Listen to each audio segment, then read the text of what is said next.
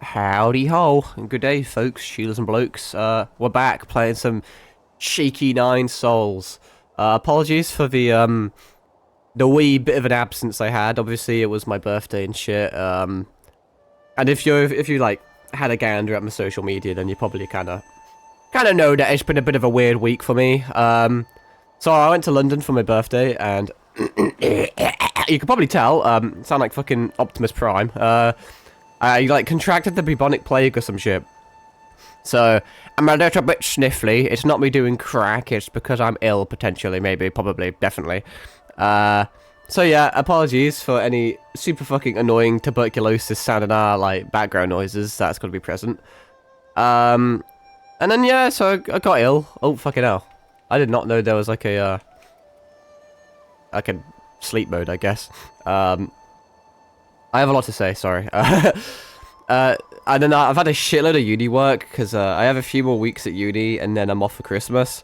So, I've had a lot of stuff to be doing. Yesterday night, like the absolute fucking giga chad that I am, I pumped out a fucking 3,000 word essay.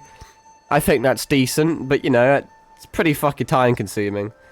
But yes. So yeah, anyway, I had a few days off because I had to do uni work and I was busy and shit. The console release came out of Nine Souls. So I was originally playing this game on my PC with an Xbox controller. As you could see, boom, I decided, like a mad lad, to play the game on Xbox just because I kind of prefer it on Xbox, and also I just like having like an achievement list, which you don't really get on PC. So yeah, I did, full disclosure, I did put it on story mode, just because I wanted to speedrun back to where I was, which I did definitely do. The game is a lot easier in story mode, funnily enough. Probably too easy, but I guess that's the point. So I'm kind of like regretting it. I'm thinking, oh shit, I should have done it on normal mode, but at the same time I don't care. There's not a single achievement in this game that you cannot do in story mode, besides from the achievement to beat the game on normal difficulty. But I do want to 100% this game, which I say with every game, to be fair, and I never end up doing. But I want to do all the optional bosses. I'm sure there's like I think there's a secret ending, and so I'm guessing there's quite a few tricky endgame bosses, which I can just kind of blitz through in story mode and get the achievements, which is like, it's semi-lame. It's like cool because I get the achievements, and it's just a little quicker. Especially if for streaming, it'll be quicker to like get through shit. But at the same time, it's kind of lame because normal difficulty was pretty based. You kind of lose your edge when you play on like an easier difficulty. I've basically not even died yet on this mode, but like I don't really parry things as well. In my normal difficulty one, I was taking a lot more time and concern and consideration of my resource management. In this one, I kind of just spam the attack button, you know, and win. One thing I should disclose is that this game is very addictive, and not only did I get not only did I get up to the point I was on PC, I did a lot more. I did a lot more. When we ended last stream, we were at the boat section kind of here, and then we did the cage. We fell down the cage, and we were in this area. Well, I did all this area, and I beat the boss in this area. So this was the second main boss. And then from there, I unlocked some abilities and shit. I unlocked the heavy attack and the bow and shit. And I moved and I did all this. This was a very big area that some like old guy fucking like was in charge of, and yeah, I killed him. He's like the third boss. Now I don't know if it's the fourth boss, but some cunt like hit me up on my fucking Metal Gear Solid Codex and was like, "Oi, fucking come over here." So that's what we're going to be doing. There is a few missable achievements though, and one of them is near here, I believe. There is a boss. You can see on the map, you see how like at the top there's two like entryways. That I think there's an elevator or something that leads up to a different area which will be above this. And within that area there is a boss who I don't know how difficult they are, but there's a secret interaction with the boss where if you hack two statues, it triggers this thing which makes the boss easier, which is actually kind of cool. But apparently the boss fight's kind of fun, and it's actually, a lot of people have complained that it actually is too easy if you do it this way, and that it's better to not do it, but it does give you an achievement. But it is missable, because obviously if you don't do it and kill the boss, then you're kind of fucked. But yeah, so I did a bit. This was like to do with a boss as well. In this area, the boss like has a fucking sniper rifle or some shit. He has like a railgun that like locks onto you, and you have to like dodge it at the last second. You had to do like a whole entire labyrinth, or like a run, and you had to get through it all whilst dodging his shots. And through the labyrinth, there are these little podium things you could hack, and I hacked all of them, and it gives you like a secret reward thing in here, a big vault, which is pretty neat. But yeah, we're more or less in the same position. Honestly, I kind of speedrun that shit. I guess because A, I was on like a little bitch difficulty, and B, because I had already done half of it. But this was the boss room. This was the boss here, or part of it at least. Boing, boing. So yeah, I kind of did a bit more because the game's really addictive. But interesting enough, I play really well in my spare time, and then when I start streaming, I start playing like dog shit. Like, I didn't get lost once yesterday when I was playing a bit. Oh yeah, I did unlock a an air dash, as you just saw. I'm gonna, like... The thing is, like, normally when I play, I don't give a shit about, how I play, I guess. Oh, hello there. Welcome, welcome.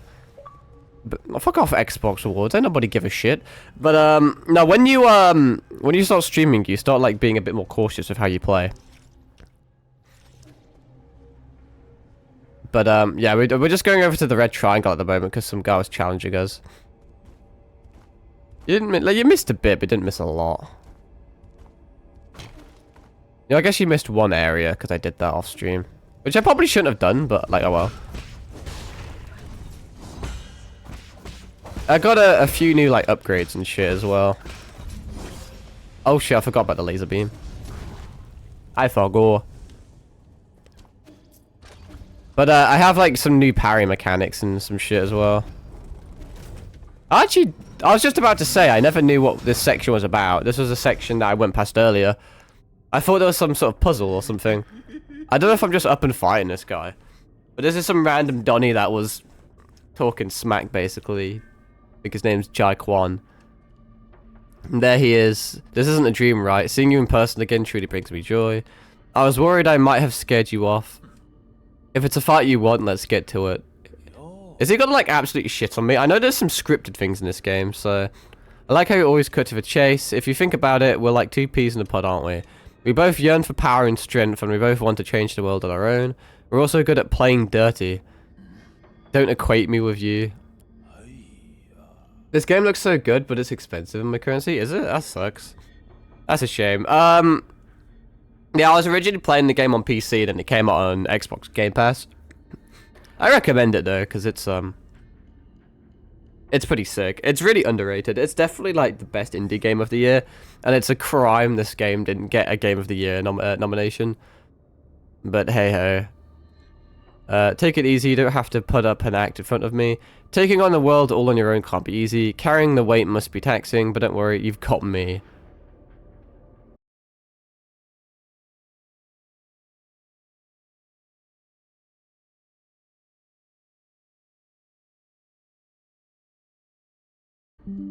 Oh, sorry about that. My internet just killed itself. That's fun. I don't know. Yeah, the game came out on Xbox and PS at the same time, but it only came out on Xbox Game Pass. I don't think it's on PS Plus. It'd be cool if it does.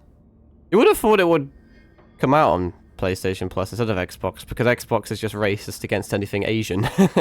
But that's a bit of a weird one, that. But who knows? How long have I been streaming? That's a good question. Actually, it's been a good few months now. I actually don't know how long it... I should have remembered when I first started, but it's been like 3 or 4 months now, I think. Anyway, let's just see if we fight this guy. Feisty ham using, I can't wait. Are we just... I have a feeling I'm gonna die to this guy, honestly. I will pause, to read shit though. Oh, that's cool, but I wish you all the best. Oh, thank you. Okay. I missed my... He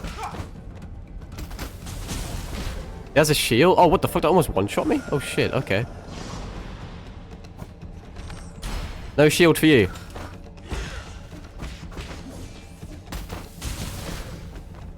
I got one shot. God damn. That was 100% scripted, though. Oh, thank you for the follow. I'm good, thank you. Yeah, that was 100% scripted. It wasn't even close. That was hardly a fight. How are you doing, dear brother? Today I found hundreds of albums filled with our old holographic photos. Remember when we used to go hiking, go to the beach together as a family? Anyway, I wonder if... I'll have to search it up if I remember, because there's a lot of fights in games where you're scripted to die. Like at the Grafted Scion in Elden Ring, but, there's a, You can, like, still beat him, you know, and then get rewards if you do beat him. There was a secret interaction with... What's his name? Was it Genichiro in, Sekiro as well? Is this your favorite game? No, I haven't finished this game before. I really enjoy it, though. It's one of my favorite games of the year. What kinds of games do you play? Bit of everything, really. I'm kind of a variety streamer, but, I stream a lot of Souls games and horror games. Those are, like, my two main genres I like, I guess. When you got to a certain age, you would argue with mum and dad almost every day. That's when they started to be fewer photos. The lab became your sanctuary, and I would occasionally sneak into play. Actually, I make graphics and stuff, if you don't mind, can I show you my work? I'm not super interested in all that lot, I'm afraid. But that's cool. How much longer, Yi? It's so noisy. Relax, I've already got the multi-dimensional coordinates of these routes. Now I just have to aggregate the reduced dimensions. With this handcrafted meta converter and help from Lear's second theorem, I should be able to channel limitless energy into a vessel of my choice. In other words, this azure flyer will soon be ready to take off. Your bug looks pretty lifeless right now. So is this the little bug that Yi has, I guess? I must have gotten a critical value wrong. Perhaps I should connect this pipeline here. I have seen a little bit of this story through, like, other people's playthroughs. There's not a lot of playthroughs out there, because this game is just stupidly underrated. That's the rhizomatic energy from the roots. It means the energy is being gathered. Those people that come into stream promote their panels and things annoy me. I mean, I don't want to say too much, dude, but, yeah. It's a little vexing.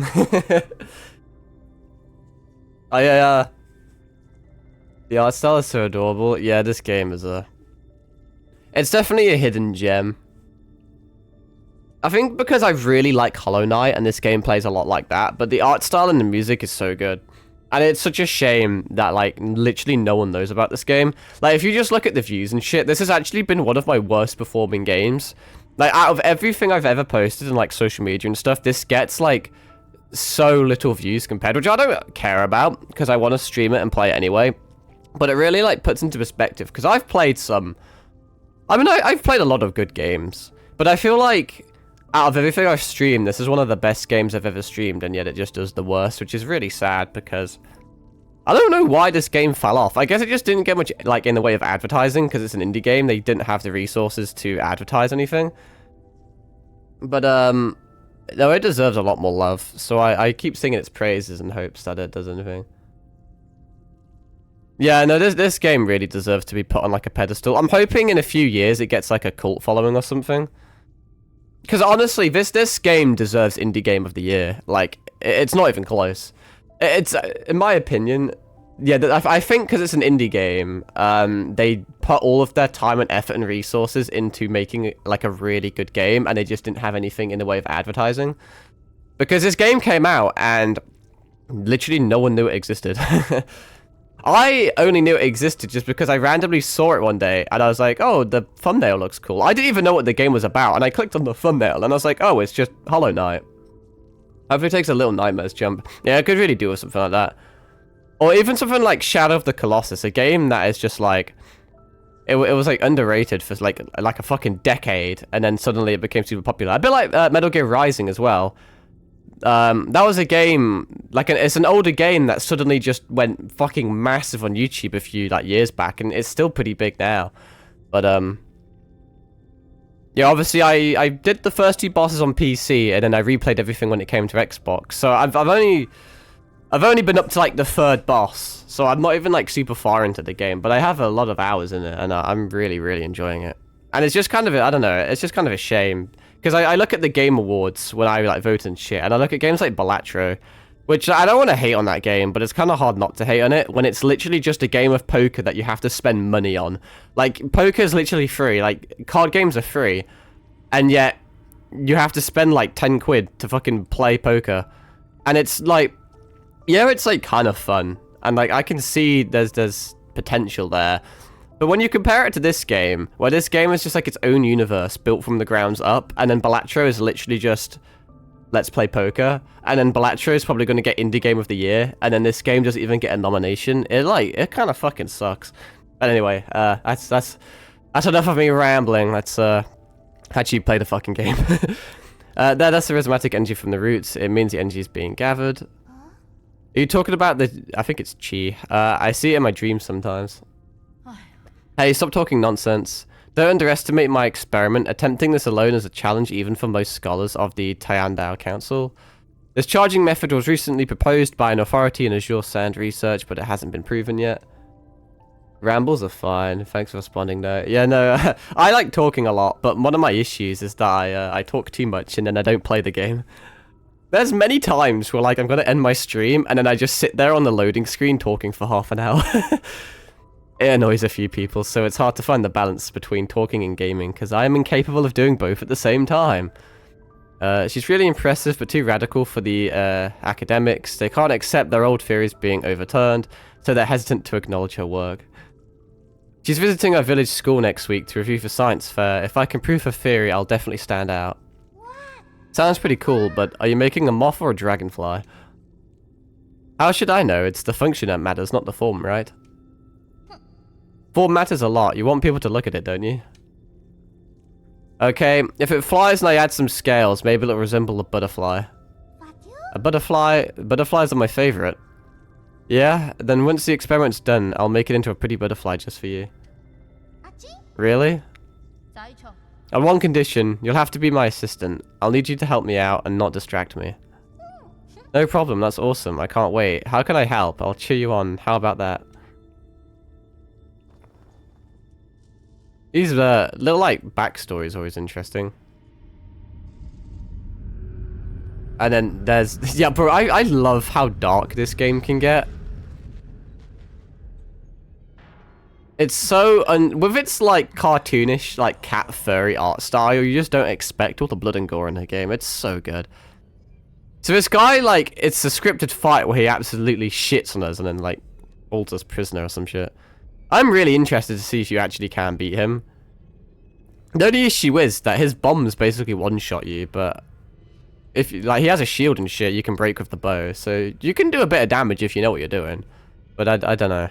Anyway, slept well, sweethearts. An interesting interesting thing to wake up to. Did you not enjoy that electric shock? I must have targeted the wrong position. Let me adjust it. It reminds me of Metal Gear Solid Peace Walker when Snake's getting like tortured. Blood and gore and cute style is amazing. Yeah, you should see, if you haven't seen it already, you should see the intro to this game. It's so like unexpectedly gory, and I really like that. And there's a I actually didn't stream it because like I said, I was playing this game a little bit off stream. There was this one room where there was just some like computer in it or something, and then you came in from the right and then you had to exit through the left, but every single time you would exit, the room would keep looping. So no matter, you couldn't leave, the room just kept looping again and again and again. And like the screen started glitching out and shit. And there was like a full-on horror sequence just out of the blue for no explained reason. And it had like a pseudo jump scare and shit and everything, where like all the glitching in the back just became like a really scary face and just like flashed up on the screen. And then the room just returned to normal. And it just came out of nowhere and had no reasoning behind it, but it's just so cool. This baby hasn't seen use since the Kang Yoya fair. It's just been sitting here collecting dust. I was worried whether it'd even start, but it's as good as a new tool worthy of the Jai dynasty. Your body is quite fascinating. It can endure countless blows, yet it still registers the pain from each and every one. Yeah, the intro was so huge. What inspired the VTuber avatar?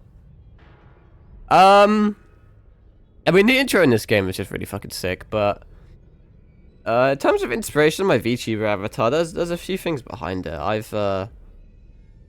There's always a tale I go back to, but I can't really TLDR it because it's kind of a long story. I guess the main inspiration was Zhao from Genshin Impact with the Yaksha mask.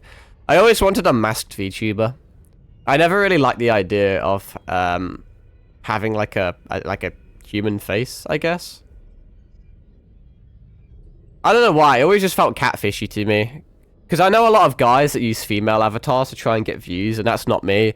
So then the only other option was to have a male avatar, but then I don't really I didn't really fuck with having like a face that wasn't mine, if that makes any sense. So oh, thank you for the follow. But so yeah, I was kind of thinking, how can I do some sort of like slightly male avatar that's like cool and gripping and actually has emotion and interacts with shit, but also kind of has this like hidden identity thing going on.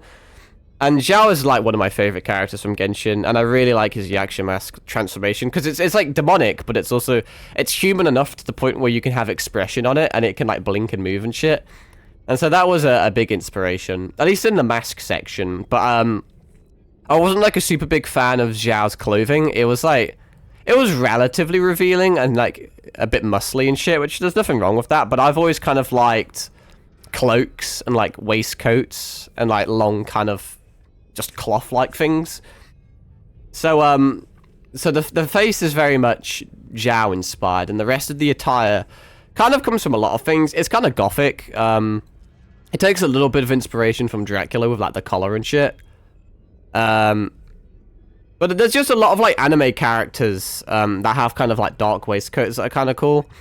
Like Kirito is like the obvious one, but then there's one of my favorite Korean manhwas is Omniscient Reader, which I don't know if you've heard of or not, but there's two important characters, or like main characters in that novel, which both are kind of defined by their waistcoats. I just think it's cool. The avatars are really, it's an amazing choice. Thank you. It's pretty good. It is pretty good, but obviously it's Korean and not Japanese, so it's not a manga, which is more mainstream. It's manhwa, which is less mainstream. It is becoming more mainstream with increasing English translations, but yeah, there's a bit. And in terms of my username, not that you asked, but in case you're interested, the username is a mixture of Acheron from Honkai Star Rail and Ashuramaru from Seraph of the End. And then I combined both of those together. I've always liked the Japanese word like Maru, which I think just means circle, to be fair. But I don't know, it just rolls off the tongue really nicely. So when I like saw like Ashuramaru's character in Seraph of the End, I was like, you know what, I really kind of like names that have Maru at the end. I was going to ask if you play Honkai. Yeah, I played a lot of Honkai Impact back in the day, and then Genshin came out. Like, I'm kind of, it's a little over the top when it comes to Hoyoverse games, but I played Honkai Impact a fuck ton, and then Genshin came out, and I played it every single day since launch for like 2 years, and then Honkai Star Rail came out, and for me, Star Rail was such a perfect sequel and continuation of Honkai Impact, and Honkai Impact kind of like ended. So I dropped Impact because I had like kind of done everything of that game. Also because it's hard to manage multiple gacha games at the same time. So when I started playing Star Rail every single day since day one with Genshin, but the more I played Star Rail, the more I realized I really liked the auto mode and the 2x speed mode. And like the artifact farming and stuff in that game is so much easier than in Genshin. So eventually I kind of just dropped Genshin and just kind of focused on Star Rail. And now Zenless Zone Zero's out, and now I play that game and Star Rail. They're probably like my favorite ones. Yeah, a lot of people were apprehensive about the turn-based mode with that game, but it is so low maintenance. Yeah, Genshin just became a bit too much for me.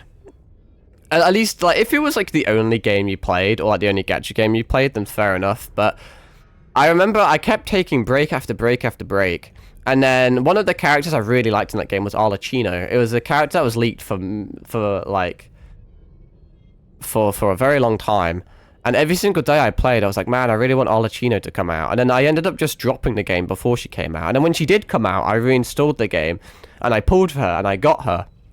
And then once I got her, I remembered that in Genshin, you have to spend like fucking 4 weeks picking up fucking flowers and shit to upgrade characters. And it's like, why? I had to bring up like a half-an-hour video watching where every single flower location is on the map, and I had to go around picking up fucking flowers, and I was like, this is so lame. It's so tedious and boring. And I didn't even though Arlecchino is one of my favorite characters, and I really wanted her, I didn't even build her. Like, I got her to like level 40, and I just deinstalled the game again. I was like, man, Star Rail treats me too nicely. I just love being able to like have it on my phone and just click auto mode, and it just kind of does everything for me, which I know it's kind of hands off in terms of gaming. Maybe people won't like it a lot, but obviously there is also the option just to like not auto it. But I just love how the game kind of does everything for you. Genshin's very much like, you will farm an artifact every single day, you will be there during the process, you will actually have to control it for 5 minutes, you will get fuck all, and then you will do it again. But Star Rail is just like, click a button and it's done, dude, you know? And Zenless is kind of getting like that as well. But because Zenless is a lot more combo-centric, it's a lot more engaging and fun to actually do the combat in that game. I could talk for years about Hoyoverse games, because I've wasted many years of my life playing them. But I'm also cautious of not playing Nine Souls. Especially because Yi's just been hanging out, slowly bleeding out in the background. Yeah, we'll have some threats. Trying for a provocation, are you? Why don't you try taking some acting classes? If I kill you, who knows which root node you'll pop out of next? Ah, so he knows that I'm like immortal, or like I can like reincarnate or be reborn or some shit. A lot of stuff's hidden in this game, so I don't 100% know the picture, but I guess this guy knows Yi has some sort of regenerative ability. So if he kills me, then my corpse will just respawn outside of his, like, prison. So that would actually work in our favor. Which is, I was going to say, why is he keeping us alive? And that makes sense now. But I understand now, the source of your regeneration is in your heart, isn't it? I do know that from watching other people's playthroughs. I'm so jealous you can withstand so much pain yet never die. Death is no big deal. This guy's so fucking, like, hardcore. Oh, you might be missing the point here. It's not about the destination, it's about the painful process.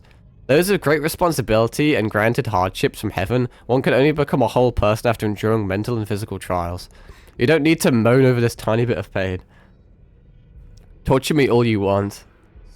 Torture? No. I'm helping you see who you really are. Tiny, strong characters are very gripping. Yi is such a fucking badass. He's very quickly becoming one of my, like, favorite characters. I just think he's very well designed. From his like naive cutesy youth with his sister trying to like change the world, being like a scientist and shit, to then like being betrayed by the council of scientists he was on, to then like using his knowledge just for like war and shit, and to like seek revenge on like all the other like council members, and to like give them the most dishonorable, most painful and grueling deaths just because he can. And like having no regard for his own safety or well-being, and just like being perfectly acceptable with dying and shit. It's cool how he like did a complete 180. I like characters that like they go from being really soft, but then they like eventually become hardcore. But a lot of characters they don't do the transition well. But I think it's done quite well in this game because like Yi was betrayed and shit. I think he had some research or something going on that the council didn't like, so they just decided to off him. You may deny it, but behind your self-righteous vengeance, you're more twisted and bloodthirsty than I am, which I believe is true. Suffering will lead you to embrace this truth. I wonder if we're going to become even more hardcore after this. Because there's still like a remnant of humanity left in Yi. Oh my, passed out already? Guess we'll have to continue. Okay, well, I didn't even get to read that on time. This reminds me of the mid-season Kaneki torture in Tokyo Ghoul. Morning sunshine, still asleep. Good Solarians can't be sleepyheads. I guess big character development then. Yeah. He's a small guy with a big character. I actually don't know how small he is, to be fair. Because there are humans in this game, I believe. Because all the characters that are referred to as ape men, I'm assuming they're just humans. I mean, it's pretty obvious they are. But the only comparison we've had, I mean, we're probably, I want to say probably like maybe 3 or 4 foot. Because we have seen a few humans. And I think most of the average human was probably like 5'11" in this game. I'm just assuming. And I know we're smaller than most of them, but we are about the size of like some of the children. So we could be about 3 or 4 foot. Shame that's still tiny. Yeah, he's a bit of a small guy. Here's some good news. We can't seem to reach Igong. The council meeting will have to be postponed. So is this guy also a member of the council then? You and your mentor really like pulling off disappearing acts. Works for me though. That gives me more time to play with you.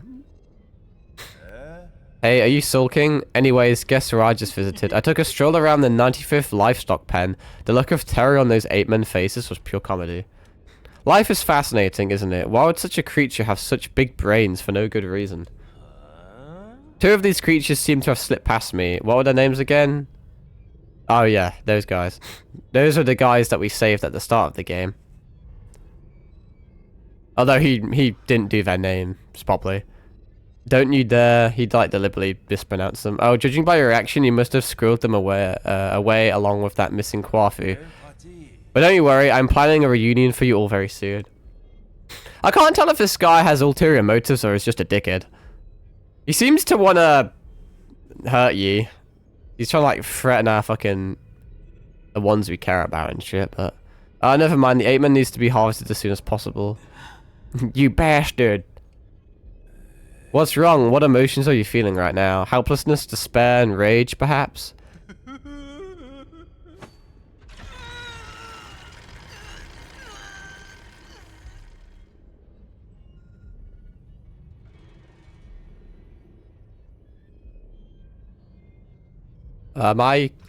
Okay.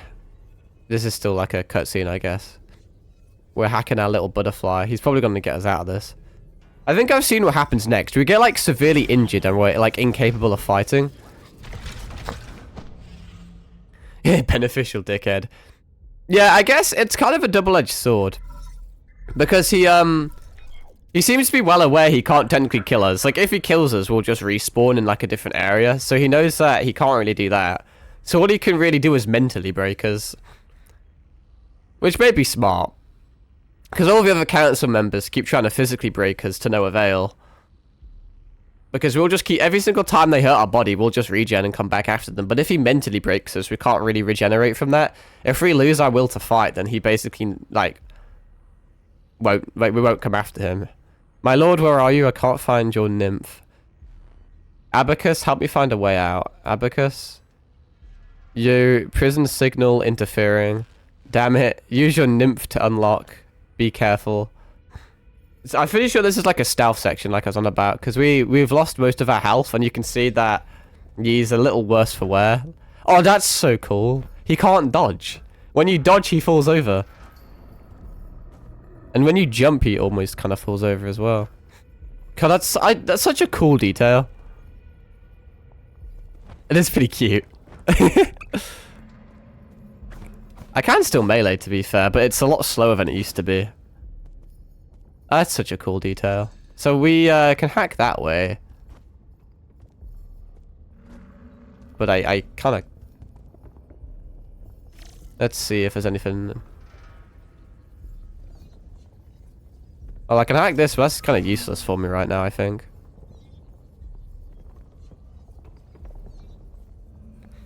Gotta be... there's a grapple up there. Oh, can I leap around and hack the door from this way? We're gonna run out of signal. Also, that's locked off. There hasn't been too many nymph sections in the game, to be fair. You have to hack, like, the odd thing, but there's never been, like, a really open area where I can, like, fly around and shit. Just trying to get a gist of where I need to go. Because I think I'll die of fall damage if I try anything here. Well, not full damage, but I will just fall off the face of the planet. Unless I... do I... can I dash in the air? No. I'm incapable of dashing in the air. Do you prefer an open area? I don't know. There hasn't been too many open areas in this game, so it's just kind of a different pace. I'm going to try and make this jump, but I legit may die. Oh, no. I think you can make that. I actually think you can make that. Maybe you can't. Am I... am I being dumb? I thought that's what you were meant to do, but I think I'm... No, you can make it. I was correct. I wasn't a dumbass. I don't have any heals, so I kind of wasted some health, but it is what it is. Can I attack this guy? Yeah, we can still fight, so it's not too bad, really. Not too bad. Oh, I could just hide in a pot, I guess. It's like a little stealth thing. I don't quite know why I would need that. Probably to, like, hide from an enemy or some shit. Hop. Wee. Well, there doesn't really seem to be too many enemies nearby anyway, so... Ah! I now see why we need to hide. Did he see me? Can I just get away with this? I could probably fight him, but he probably also would kill me. I don't know how their detection works. It doesn't seem like he can see me unless he's looking at me.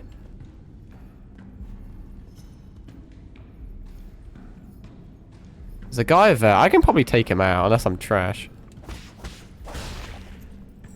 If I get hit once, I feel like I may potentially die. What I will do is I will hack this. Just because if I die, it may respawn me here, and then I can come back and shit.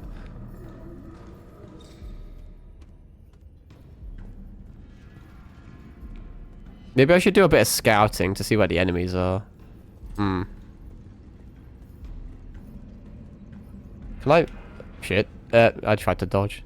Can I hop up here? I can. Can I melee these? No. Okay, I get what I need to do. I need to alternate between the two. Hop. Oh, fuck. One of those weird dog guys. Do I risk trying to melee it? Do you think I can kill it? Fuck it. Okay, that was smart. I have an ability on my skill tree that makes me deal more damage when I attack from behind anyway. So that's why I know I can kind of get away with that. There's an eye down there, so we can probably, like, parkour across.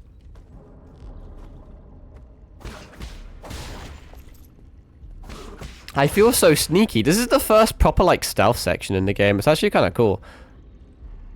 Good variety. Let's go. So we need to, hop over here if we can.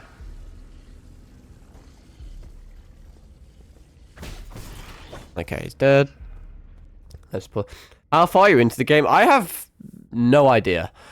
Because I don't really know the progression of things. My guess, so the main story, obviously, the main thing is to get the 9 souls. You know, it's the name of the game. But we're one of the 9 souls, and the goal is to kill or acquire this seal that the other 8 souls have.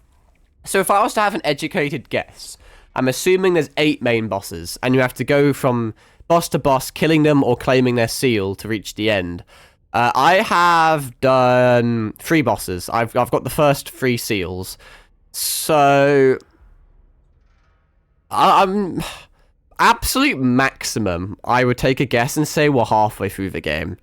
Because Yi, I don't know if Yi has his seal, but he is one of the 9 souls. So technically, that would be 4 if we include ourselves. But you know, we're probably not even halfway. Can I make that jump? Well, I have no choice, really. Fuck. There must be a thing I can hack.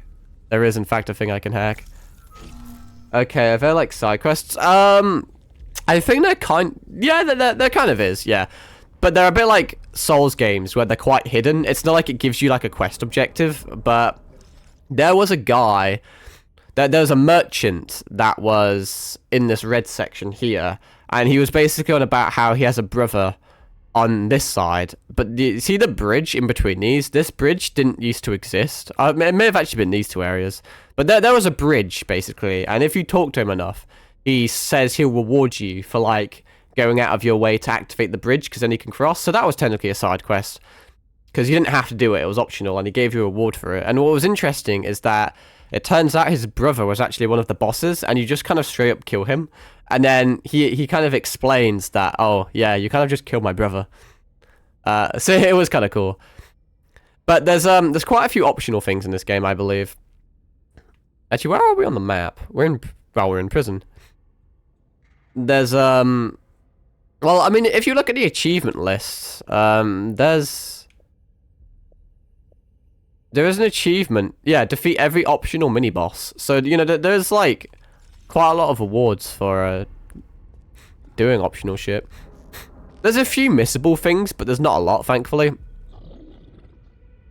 And like, it depends on your like definition of missable, because there's these little map robots around the place, and you can either pay them to get their map or kill them to get their map. If you kill them, you get an achievement, but there's also an achievement for paying every single map bot. So if you kill one, obviously you can't get the achievement for buying all of them, but if you buy all of them, you can't get the achievement for killing all of them. So you technically would have to do a different playthrough for it, but it's a very easy one to do. What I'm doing is in this playthrough, which is the main playthrough, I'm buying all the maps just because that's the longest one. And then if I want the other achievement, I literally just have to start up another game at like the easiest difficulty and just speedrun. It'll take me less than an hour to do just to get the first map bot and kill him. So that's one of like the few missable ones. There's a few bosses in the game. Well, there's 2 bosses in the game which have optional ways of making them easier. We are kind of close to one. I actually don't know where the other one is. I'm pretty, like I said earlier, I think one is like up here. Let me actually search it up again. There's only like 4 missable achievements. Or like 5, but they're not too bad. So one of the bosses is in the Imperium district, which I don't think I've like done yet. So that's clearly later on in the game, because there's nothing here to my knowledge that is Imperium district. And the other one is in the factory, which I also don't think I've done. Well, we've done factory Great Hall, but we need to do factory production area, which like I said is above here. So I think we're close to one of them, so I'll just have to watch out for that, because I do want to get that. Especially because it's relatively late in the game, so if I miss it, I'll have to do a bit of, like, progression and shit. I could have killed this guy, because he took way too long to, hop on over there. Wonder what happens if I do die, if I fail this and have to do it all again, or what? Give me chest. Oh, shit. That's close. Looks like I'm gonna... Oh, no, he goes down that way as well, does he? Oh, that's bad.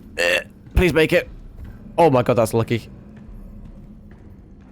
I just perfectly, like, thread the needle on those guys. You know... oh, shit. I was gonna say I don't need that. Yeah, I do.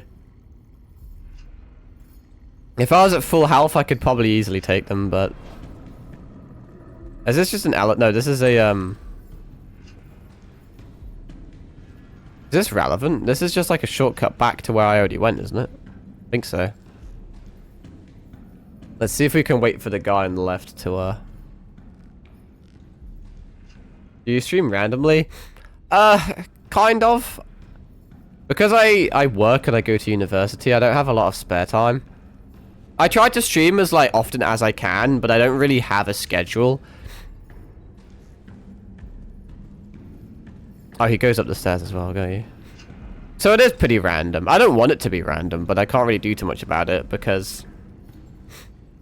My work's all over the place. So let's say I want to stream every Monday, but then there's some days where, like, I'm forced to work Mondays, so then it just doesn't work. The last few days were a bit of an anomaly because it was my birthday and shit, and I was really busy. Like I said, I've had a lot of uni work recently. I had to do a 3,000 word essay yesterday night, so...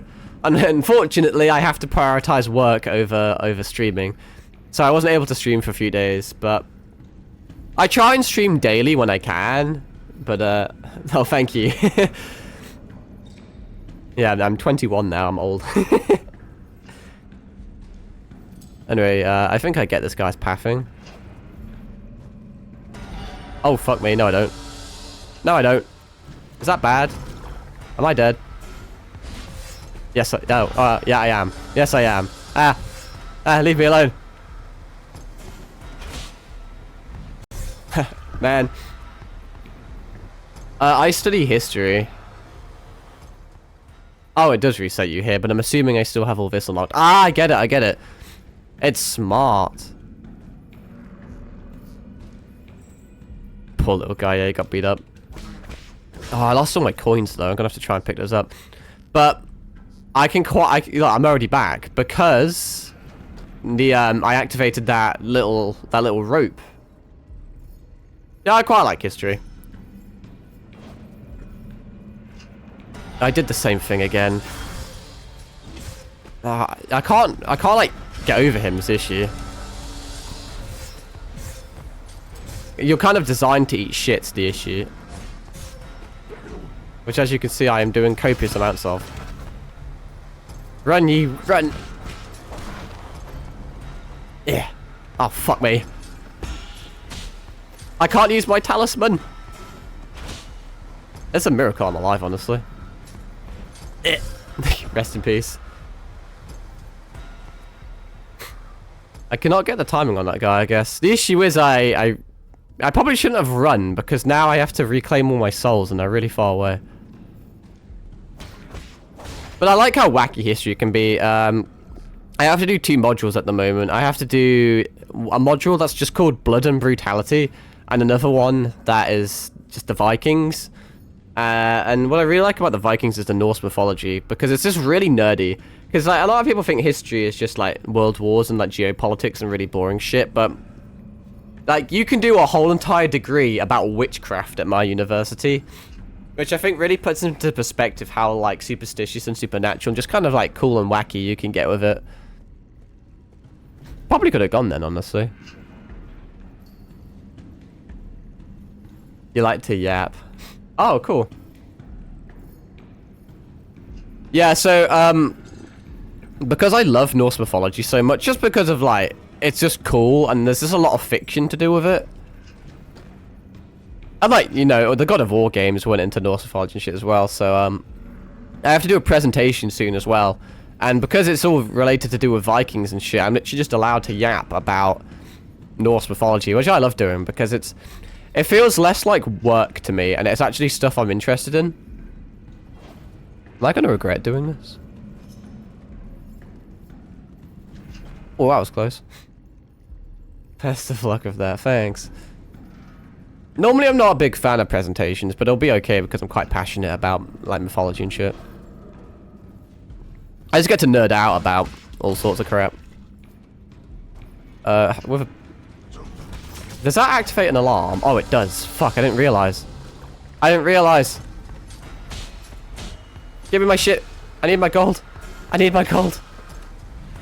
I didn't realize that it triggered an alarm and spawned him. I guess it makes a lot of sense, but... Oh, fuck. Run, ye, run. Run, bitch, run. Miss me. Oh, there's a thing. Oh, shit. Oh, this is... Yeah. Hack it, hack it, hack it, hack it, hack it. Please, please. Run. Run, you little cat man. Oh, get fucked. I got a save point. Yeah. Now you can't do shit to me. Does this also heal me? Am I healed? Oh, yeah. Now you're fucked. I'm a full power kitty cat. Haha. Now I have to remember all the controls and shit. You know what? I feel like being cocky. Whatcha? Yeah. I'm immortal.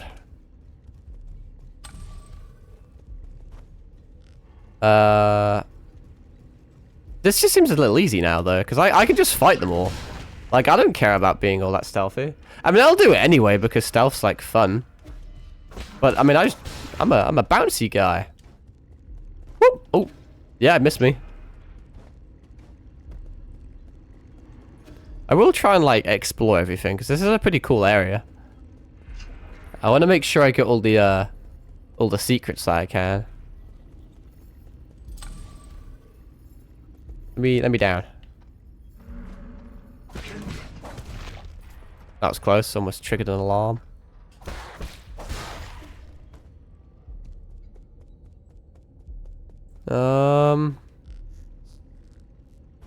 I've been here before, haven't I?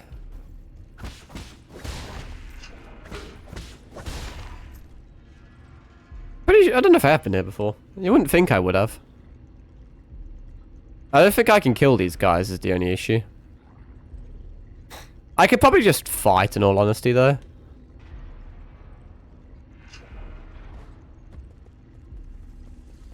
Oh yeah, I have been here. No, I fucked that one up really, didn't I? Oh, because I can heal. Oh, no, that's smart. Because I'm healed, I can dash and I can make that now. Oh no, I am back here. Okay, no, that makes a lot of sense. This looks fucking weird. Yeah. No, fuck me. That didn't go too well. It's be pretty, Come on, I'm not... Surely I'm not that bad. This is the tricky bit here, though. God damn. Isn't even that hard.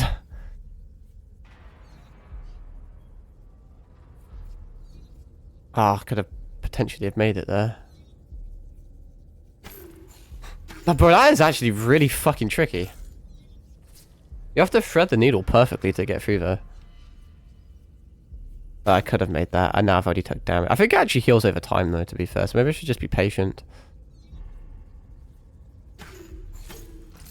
That is so hard to do. Or am I just, like, terrible?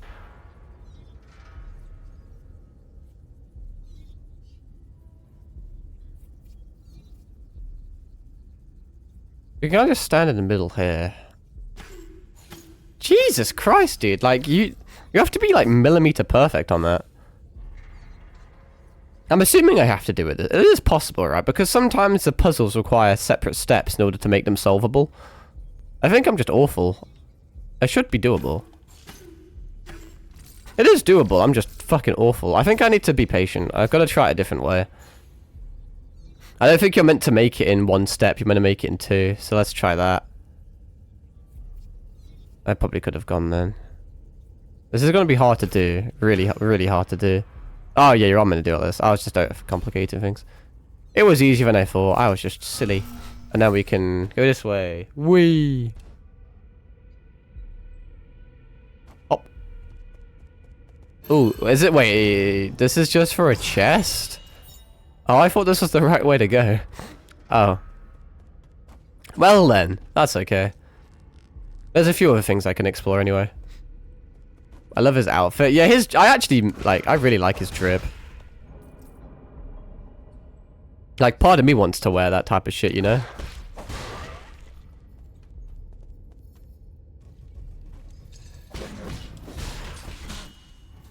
I am very surprised I didn't get an alert. Oh. Wait, actually, they no longer get alerted. Is it because I healed?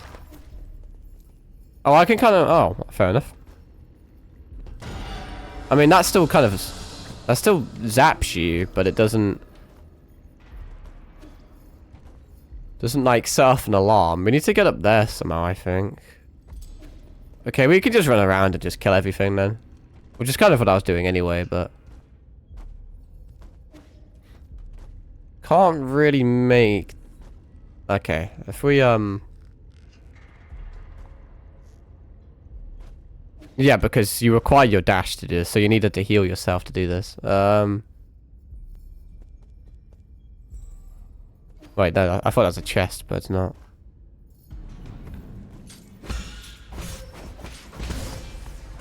Oh, my fucking talisman. Oh, wait, no, I remember. I'm using a different talisman. Whoops. There we go. Does he respawn? That looks like he's gonna respawn. I'll be back in a bit. Okay, no worries, dude. Oh, fuck, this is actually a multiple hack. Pop. Boing. Oh, what the fuck is that, a mine? Oh, God. Get dodged. Will it come back? Judging by the explosion, probably not.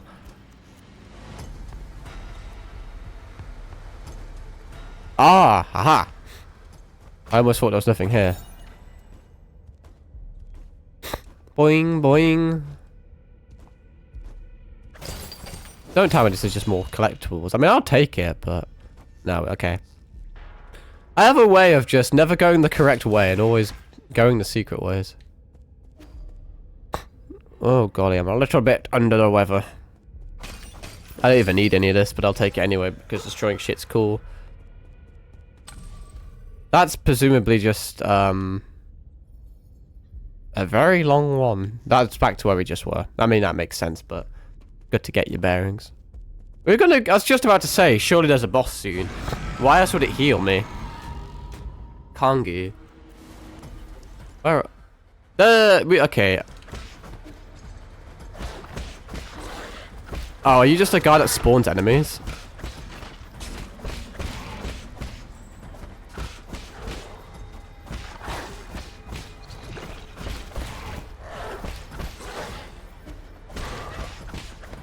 Are you literally just a big enemy spawner?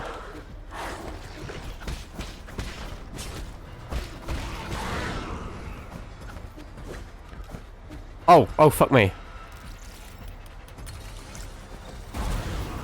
Meow.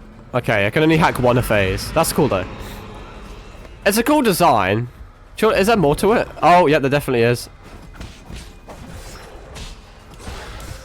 Fuck, messed that one up.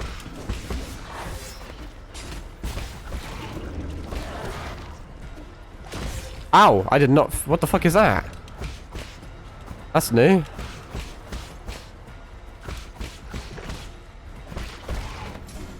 We could probably kind of ignore that guy, can't we?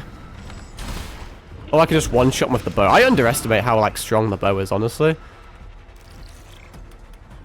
Oh, that's healing him. But now it won't. He no longer has any heals. I could... Speaking of heals, maybe I should use one, but... Okay, so he's full health, but this time he hasn't got much he can do. Once that guy respawns, I'm gonna arrow him. That does a lot more damage than I thought it would. Wow, what a parry, though.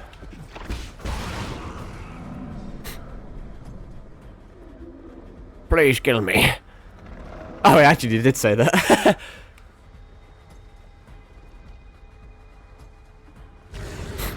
Kill me, kill me, kill me.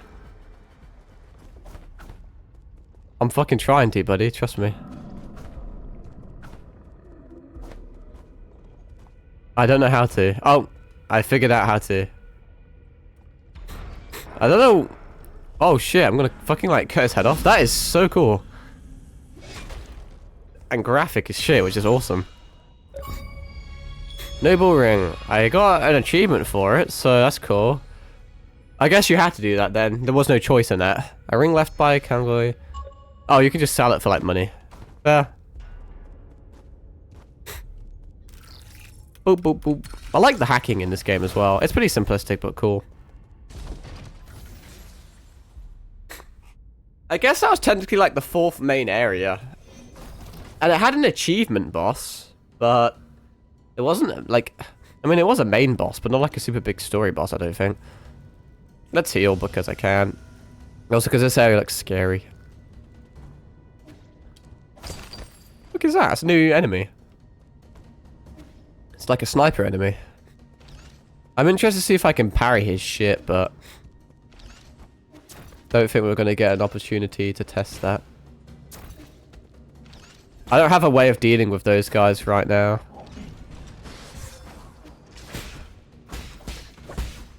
I was trying to use a talisman, but oh well. I don't think I can go down there right now, because I need to unlock a way of, like, dealing with the big scary archer guys, which I currently do not. I'll presumably unlock some sort of thing.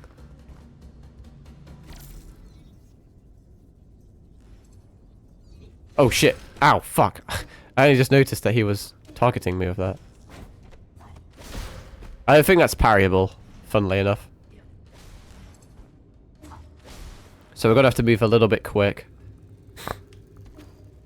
I'm kind of missing a lot of shit by going this way. Oh, we've got a save point. That's huge, actually. Oh, it looks like we're gonna get an upgrade as well. This will probably be some sort of way with... maybe, well... They're red attacks, and I was taught that you can't parry red attacks. So either we're knocking the ability to do so, or what, but... It's got your way of dealing with the snipers and the red, like, archer turret things. Meow, meow. I don't know how long to stream for today. No, obviously, I'm not going to do my minimum of 2 hours, like I always do. Hold LB and release when your opponent uses a crimson. I am a bit lost. Oh, wait, what? Hold LB? What the fuck? I still don't get it. Hold LB and release when the opponent uses a crimson. Oh, that's kind of tricky to do. Yeah, we left the prison. Oh, you actually left during a boss fight. That's kind of unlucky.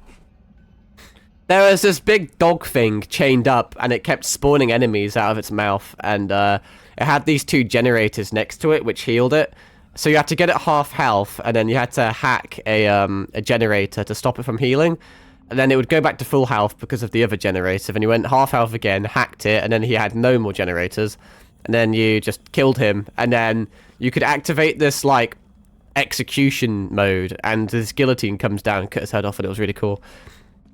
But yeah, we went into the next area, and then I found a save point. But every now and again, when you interact with save points, you get these little tutorial sections, which is what we're in now, where it teaches you a new move. So we've unlocked the ability to parry these, and it's very hard to do, honestly. I don't fully get it. There we are. It's a bit of a tricky timing. It's just like it's like a bigger parry. It feels like I'm just taking a beating. Will it really work? I still feel like something's missing. This will help us progress through a lot of the areas. That is very hard to do. Honestly, like, I struggle with that. You have to have the timing fucking spot on. There we are. Release to perform an unbounded counter. Oh, I get you. I get you. So you have to actually anticipate when they're going to do a red attack to charge it before and then let go. Because you can't, like, permanently hold it. So I can't just hold it, wait for him to attack, and then do it. I have to anticipate when he's going to attack.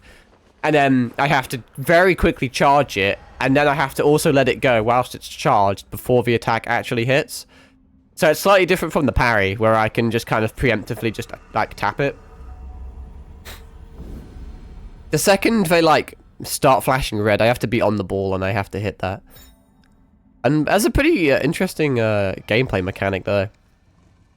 I'm not good at it, though, so that's going to add a little bit of difficulty. But we should be able to potentially deal with the snipers and the archer turrets now. And that is going to open a lot of this area up to me, in fact.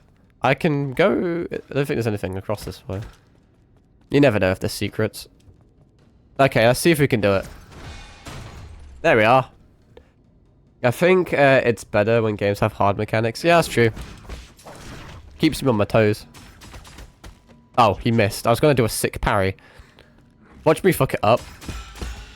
Yeah, it's cool. It's cool when you get the parry off on those archers. Now, because I think this game's quite long, it is good to have multiple mechanics.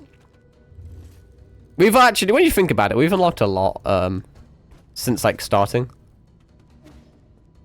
I mean, they're all kind of basic. Like, in case you don't know, we have in the bottom left the bow and arrow, which we never used to have when the game started. You also unlock this charge attack. That breaks shields. You also unlock the ability to dash in the air, which you never used to have. And now we have this, like, full counter. So, they're pretty basic mechanics, but they open, like, a lot of the game. Ow. Ow. There's still a few things in this area that I think I can explore now. Well, fuck that one up really, didn't I? Eat my talisman. So, yeah, there's a skill tree in this game where you can do various things. The talisman, originally, you have to hold it and charge it to activate, but the one I'm using at the moment, it's like a delayed one. So it allows me to slap it on, and then it allows me to run like away and then it activates, which is pretty cool. I just really want to buy it just to support the devs, but there's no money. Yeah, no, I feel that. Oh, we could do this now, actually. Isn't this like... Can I... Wait, oh, fuck me. Can I charge my hard parry? No, I can't. Okay. Okay. Pew! Now, I do recommend this game, though, once you do get the money. Obviously, I don't need to tell you to save your money. Only buy things when you can afford them, obviously. I don't know why I'm giving financial advice. I just feel like I'm complimenting this game too much. I don't want you to, like, be like, I'm not going to eat for a week so I can buy this food. But, it'll probably... I don't know if it'll go on sale. It is an indie game. And Black Friday and shit's coming up, so who really knows? Actually, what am I doing? I was too busy talking about financial decisions that I forgot what I'm doing. What am I doing with my life? Because I went down here, and there was just some, like, treasured shit. But I think out of all the games that have come out this year... Oh, fuck me. This is definitely one of the best ones. There's been, like, a few, like, games that have come out this year. I don't think of good ones. Black Myth Wukong. I don't know. Honestly, I think this is my game of the year. Black Myth Wukong was my game of the year. But I guess it's recency bias, isn't it? That game has been out for a little bit, so the hype's died down. This game's still recent for me, so the hype's still up there. But, oh, it is on sale, but only 15. Yeah, that's tricky. Not amazing. But no, I really like Souls games and difficult games. So Black Myth Wukong is a very good game. Silent Hill 2 Remake was also very good, but not quite as good as Wukong for me, but still amazing. Wukong, beautiful, but too fucking expensive, yeah. It is a lot. And then, obviously you had the Elden Ring DLC, which is my favorite, because Elden Ring's my favorite game, like, ever made. And there's a lot of hoopla about whether a DLC should be Game of the Year or anything, but... I mean, if you're including DLCs, the Shadow of the Erdtree DLC is. I have played Lies of P, yeah. I love my Souls games. I played that. I preferred Wukong, actually, but Lies of P is still very good. So yeah, if you're including DLCs, Elden Ring's up there. But if you're not including DLCs, then this game is probably my favorite. I just like that it's an indie game, and I like that it's, I kind of like that it's underrated, because it's kind of like a unique thing to you, if that makes sense. Because when you say Elden Ring's super mainstream, and it's also kind of getting a lot of hate, you know, at the moment. Just because of it being nominated for Game of the Year, so everyone kind of just sighs when you say Elden Ring. What the fuck? Oh, I missed it. Ah, fuck. Man, I am fucking this timing. I'm gonna have to heal. Man, it's so hard to do that. Fucking hell. Okay, you know what? Fuck you. Fuck you. Have you thought of streaming more? I have streamed all of Elden Ring. I streamed all of Dark Souls. Did I stream Dark Souls 1? I don't think I did. I've got 100% completion on like all of them because I'm really sad and I love those games. But obviously I played a lot of them before I streamed. Like I 100%ed Dark Souls 3 and Dark Souls 1 and Elden Ring before I streamed. But I did do Dark Souls 2 on stream. I did Wukong on stream. Platinum that on stream actually. Another Souls game. I mean I've played like every Souls game under the sun, but I can't remember which ones I have streamed. The issue with like a game like Dark Souls 3 is I absolutely adore that game, but because I've 100%ed it and because I have so many hours in it, it's very hard for me to go back and stream it with the energy that I would have if I was first playing it, you know? Same with Elden Ring. I fucking adore that game. I adore that game. I have like 1,000 hours in that game, but there's just not a galaxy where I like make a new save and do it all again just to stream it, you know? But if there's a new Souls game that comes out, then I'll do that, obviously. I mean, these kind of Metroidvania games I hold in the same regard as like Souls games. They're like equally as difficult. 100%ed Hollow Knight, but did that off stream. Oh golly, we've got tuberculosis. Oh no, we've been Red Dead Redemptioned. Gotta wake up. Oh, it's the merchant. This is the guy I was on about. We killed his brother. He doesn't seem to mind too much though. Well, to be fair, we didn't intrinsically kill him. We exploded his head, but apparently that species can live without their head, so technically he could still be alive. Oh, we're back at our little sanctuary place. With all our friendos. Rupture, organ displacement, extremely slow pulse. Will Lord Yi make it? What should we do if he dies? I'll just respawn. Wait, in theory, would it not be easier just to, like, shoot me in the skull? Because that way I just die and get respawned with a brand new body. The Red Dead Redemption reference was saddening. Poor Tadia. That still lives rent-free in my head. Just randomly passing out. Hey, enough of the ominous statements. I miss Red Dead, dude. I really, like, I've said it 1,000 times, but I'll say it again. It is such a shame, and this is like a very kind of spoilt, not very nice thing to say, but it is such a shame that Rockstar has 2 successful IPs and GTA is the more successful one, because Red Dead Redemption will always be chucked in the bin if it means GTA can succeed. We didn't get Undead Nightmare Part 2 because of GTA Online. We didn't get a good Red Dead Redemption Online because of GTA Online. We won't get Red Dead Redemption 3 because of GTA 6. I don't like GTA that much because I like fantasy stuff. I like fictional stuff. For me, GTA is still too real. Even though all the crime and shit obviously differs from real life, but I just find real life kind of boring. So I prefer Red Dead Redemption because it's more alien of a concept to me. Whilst GTA, I can just watch the news and I'm basically getting GTA, you know? And because I've always loved Red Dead Redemption, I've always secretly hated GTA for kind of distracting Rockstar and people from liking Red Dead. So it kind of pisses me off when I see all the hype of GTA 6, because I'm just thinking, man, I would so much, like, I would prefer, like, Red Dead Redemption 3. Or not even 3, because, like, the issue with, like, adding sequels is you can tarnish the source material. But, like, give us an Undead Nightmare Part 2, or give us, like, a functional online. Because dickheads like new violence. I just didn't agree with you. Yeah, it's a bit of a hot take because GTA is so massive, and I can see why people like it. It's just like I don't really have a good reason for disliking GTA. I just hate it because Rockstar fucking loves it, but they just mistreat Red Dead Redemption. Because Red Dead Redemption is a phenomenal franchise. It is so popular. If it was any other developer, they would treat it like fucking gold dust because it is gold dust.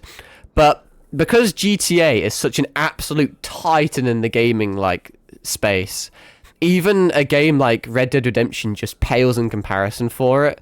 So it really is a damn shame that Rockstar has somehow won the lottery in life and has not one but 2 extremely successful franchises. The issue is I wouldn't trust another like franchise, like another developer with Red Dead.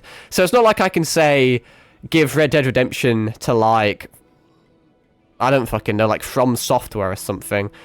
Because From Soft would obviously treat the game better than Rockstar does. But do you really trust any other developer to do it? Yeah, like that's the thing. So it's really a lose-lose situation. You give the franchise to another developer, they ruin it. You give it to Rockstar, they don't do anything with it. I mean, fuck, Red Dead Redemption was one of the first games I played. It was one of the games that got me into gaming back in the day. And I remember the agonizing weight of every single day where there wasn't a Red Dead Redemption 2. And I just remember the fun I had of that game, the hours I put into that game. And now I feel like I'm kind of back there again, you know? Like, just watching the years go by as Red Dead kind of festers.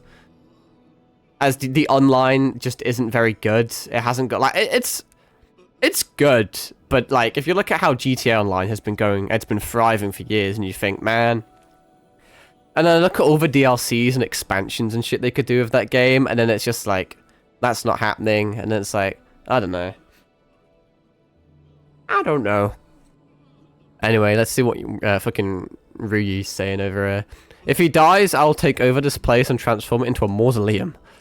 Don't worry, I'm sure he'll be fine. We were up to all sorts of antics when we were young and we're still kicking.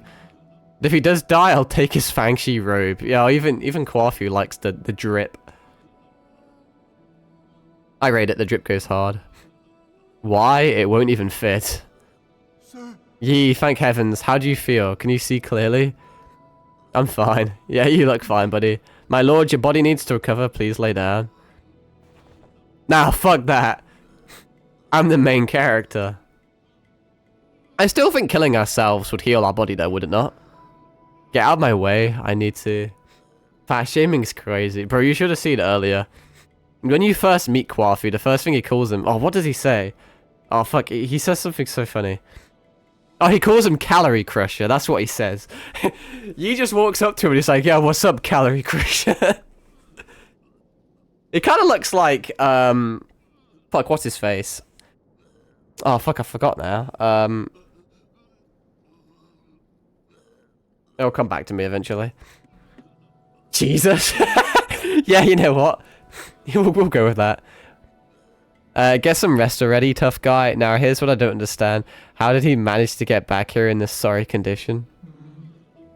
I'm not sure. I lost contact with him for a while, and when I came to, he was already on the bed. That strange man with green skin carried you home. Glad to see you're alright. Can you all give me some space? Let me rest alone for a bit. The blue-green skinned man... Why is that so hard for me to say? The blue-green skinned man said that you should listen to music and eat more meaty plants to restore your spirit. Forgive my impudence, but how did you manage to get so badly injured, my lord? I got absolutely shit on by a scripted boss fight. It was Jai Quan. Lord Jai Quan, you went to find that soul on your own without consulting us? Hasn't that what I've been doing with all the others? Oh, you mustn't, my lord. The Jai family heir is known for his violence and treachery. My intelligence indicates that he's skilled at manipulating minds. This is all just a dream. He's quite stylish to boot. Well, I just think he looks kind of cool, and that he can be really persuasive at times. That irritating deceiver speaks only in fallacies. You know, maybe we should avoid messing with him. What are you, one of that bastard's admirers? No, not at all. I just think someone like that isn't worth risking your life to. If you agree with his nonsense so much, you can walk yourself over to the transmutation factory anytime. Can you just cool it for a bit? Things aren't always black or white. Have you really thought this through? Are you truly in the pursuit of justice, or are you just in the pursuit of spite? That's a good question. Luck. Alright, alright. Shouting isn't going to help you recover. Uncle Chubby doesn't have the strength to fight either, right? He might seem unconcerned, but when he was taking care of you, he cried and looked so flustered. Hey, zip it, kid. Enough arguing. These minor injuries should heal quickly. Whether it's Jai Quan or anyone else, none of them will get away. If I have to die, I'm taking him down with me. And just like that, we're already back. Oh, the merchant's here. He never used to be there. Who the fuck is... Oh, it's this guy. You look a bit ill, dude. It's you, the white-haired demon. Shen Hong, what's wrong with you? You got any poison? Oh, this was a mechanic early on in the game. You can, like, find poisons around the place. And apparently you can give them to this guy to get upgrades or some shit. Poison. Are you poisoned? No, I need something poisonous. The more toxic, the better. Quick. Are you sure this isn't just your deluded babbling? It's not. Just feed me something poisonous. I don't think I have anything poisonous. I can get some, though. Oh, I have this. Oh, this is quite a hidden thing I found a while back, actually. Let's see what happens. Just consumes that shit. Right. Gotta need some context. I guess consuming poison magically healed him. Feeling better now? Didn't think I'd end up owing you a favor. Why did you save me? Aren't you in cahoots with those demons? I had no reason to stand by and watch you die. See, like, there's still some empathy left in you. Broski is giving emo. What caused you to be at death's door just now? My damn old condition again, that's what. Just my dumb luck for it to act up now. What kind of condition needs poisonous treatment? I've never seen a creature survive after consuming that much toxin. Thank you for the context. I need this. Alright, well, this condition needs poison to be kept in check. If it's fatal to most folks, it'll work like ambrosia on me. That guru once told me I was blessed with a poison-resistant body. Most would probably die if they contracted the same condition. A body immune to poison. Fascinating. Let's get one thing straight. I don't take favors for nothing. I don't know who or what you are, but the idea of owing someone really grates at me. Just this once, I'll treat you to some of my special medicinal brew. What's so special about it? I've had my eye on you since you showed up in the village. You looked sickly and had an unsteady gait. My brew is good for strengthening the body. Believe it or not, one sip and you'll feel like a new man. My illness has no cure. He is so emo! He's so edgy! What a guy. What a fucking guy. You're lost. If you're scared, I don't blame you. Bro, you needs to, like, buy some fucking, like, wireless earbuds and just play fucking Linkin Park or some shit. He just needs some Papa Roach in the background. Like, when he gets into a boss fight, he just needs to start playing, like, cut my life in 2 pieces. This is my last boss fight. Not a chance, just pour me a cup. Such a fucking edgelord. He puts me to shame. How is it? I wasn't lying, was I? It's not bad. Where did you get the recipe? God, the art style is so fucking beautiful, dude. I love how high frame rate it is, considering it's like a 2D Metroid game. Oh, wait, hang on, something's wrong. This won't be hard to reproduce. It's just chemistry at the end of the day. Am I drunk? Am I high? What the fuck? Nonsense. Science isn't sorcery. Then why don't you explain it for me? Yeah, are we? I think we're a bit under the influence. Firstly, you need to know that... Oh, what? You wouldn't understand anyway. Pour me another cup. Are we entering an alcoholic arc? What the fuck was that? And now we're fine. What the fuck? Where do you plan to go next? I just decided I reckon I'll stay here for now. What whim made you think you could just waltz in without my permission? The emos applied a kiddo with drugs. Doing drugs behind the primary school fucking bike shed. There's still so much to learn about this world of demons, but it's so damn dangerous. I need somewhere safe I can return to, and I've just got a good feeling about your place. Then take Shwan back to... Don't worry, I won't be a freeloader. In exchange, I'll continue to provide you with my medicinal brews. I can make a pot of my brew with every 2 items of poison you provide. You've already fought out your terms. I still haven't agreed to anything yet, by the way. I think getting access to my special brew is a pretty good deal, though. Let's leave it at that. I've got work to do. Remember to come if you find any poison. I can buy quite a lot because I'm rich, and I remember... So, oh, it increases your maximum health. Interesting. Interesting. Where is the little kid, actually? Because I think I have some gifts I can give him, which is part of an achievement. We have a lot I can give him. These are all kind of optional. You don't have to give them to him. But you will get an achievement at the end of the game if you do. Wow, this thin stone looks so pretty. Are you going to decorate the pavilion with it? This is a record. It's used to store music. It would be easier if I just let Abacus demonstrate. So these are kind of just like little side quest things. I guess it's just to build like characters and shit. Now we've got some nice ambient music.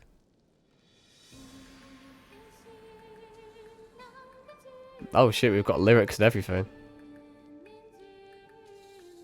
We're just gonna sit here and being chill to it, I guess.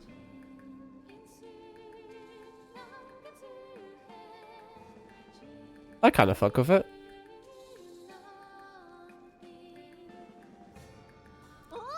Wow, it sounds like there's people inside. And this voice, it sounds really unique. Like they have an egg stuck in their mouth.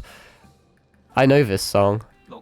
It's Millennium Moment, released by Feng Zhan in year 2986 of the Turbulent Era. It's a song that had a huge influence during the Millennium of Inquiry. What is it about? Millennium Moment? How long is that? Millennium Moment, your chains still mattered. What the fuck? Millennium Moment, your thoughts unfettered? Is this like the lyrics or some shit? Your thoughts unfeathered? unfettered, thoughts unfettered. It describes the vibrant clash of different ideas during that time. People were tired of the endless war, so they kept thinking, trying to imagine a way out. For that reason, many films and shows were set in that beautiful era. If I remember correctly, this is also the theme of a best-selling movie. I love that movie, and I definitely want to see it more than once. Grand Strategist's Day Off was actually a box office bomb on release. Rest assured, my lord, good taste isn't defined by the masses. Always getting a bit of slice of life in my edgy fucking games. Where is the child now? Where's Tron now? I want to give him more gifts.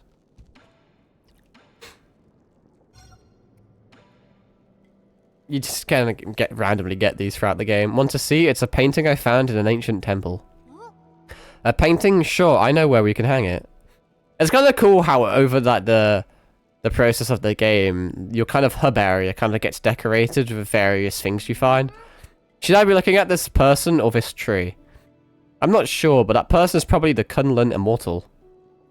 The Kunlun Immortal? Do you know him? He's just a myth. He's said to have lived for thousands of years, attuning to the Tao in the forests of ancient Kunlun. That kind of sounds like you, honestly, you. I've never been one to believe in these made-up folktales, though.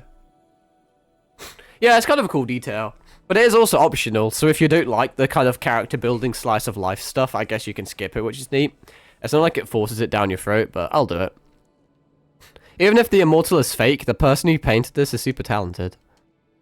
There was a time when the literati fled to Kunlun Island, away from the fires of war. The artist might have been one of them. I think he might have actually met the Immortal. That's so awesome. It's all just simple lines of ink, but why does it look so beautiful? Paintings during the Millennium of Inquiry all looked like that. If this is an original, it would be pretty valuable. Artists don't paint to make money. Well, I don't know about that one. Not if you were to ask an antique dealer. Alright, I think I have one more gift and then I have to speak to you because it's all for an achievement at the end of the game. Want to try a new toy? What is this? A hat? It's a virtual reality display called the Draconis Anima. They love their fancy words. What was it, like a Sword Art Online nerve gear? I can't see anything, it's just covering my eyes up. It actually does the exact opposite. It can show you anything you wish to see. Are you ready? I'm booting it up now. Bro, he's actually like fucking Link starting the shit. Oh, it lit up.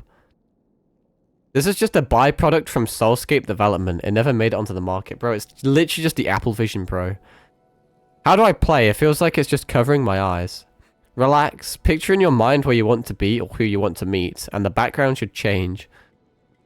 Nothing changed, it's not responding. I don't think that's the case. I think it's because you're exactly where you want to be, and it's meant to be really cutesy because of that. All I can see is the Four Seasons Pavilion. You're standing right there. I knew it. Yi told the kid to envision who he wants to envision, but all the kid envisions is what's right in front of him anyway. How beautifully poetic. You see, I pick up on this stuff. Wow, that grilled fish you're holding looks delicious. Can I have a bite? You're already in virtual reality. Try pulling up the virtual menu. There should be plenty of old games in the database. Dumbass kid. Oh, there's the menu. What's this? Top horror games. What does that mean? Yeah, play some horror games. Play some Five Nights at Freddy's. Detention? That doesn't look very interesting. Are these the only games I can play? Don't knock it till you try. I have a feeling you won't be bothering me for a while.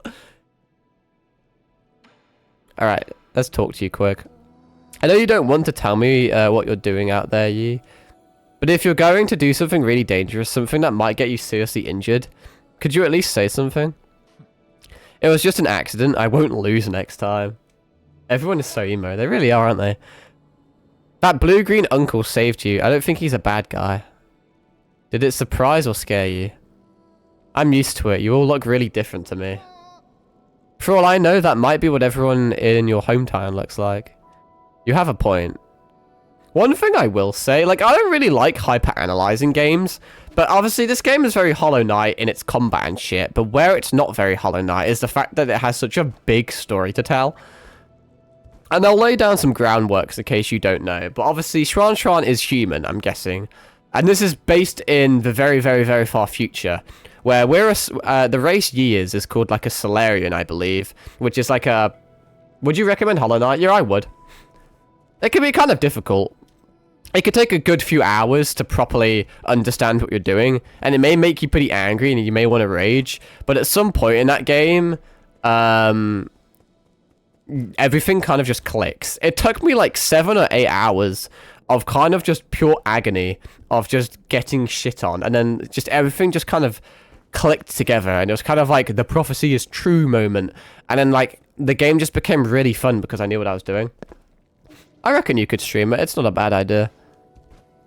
But anyway, as I was saying, he's a Solarian, and like he sounds like a streaming game. Yeah, that's fair. But so the Solarians like captured the humans and like harvests them for like their organs or some shit and like kills them all.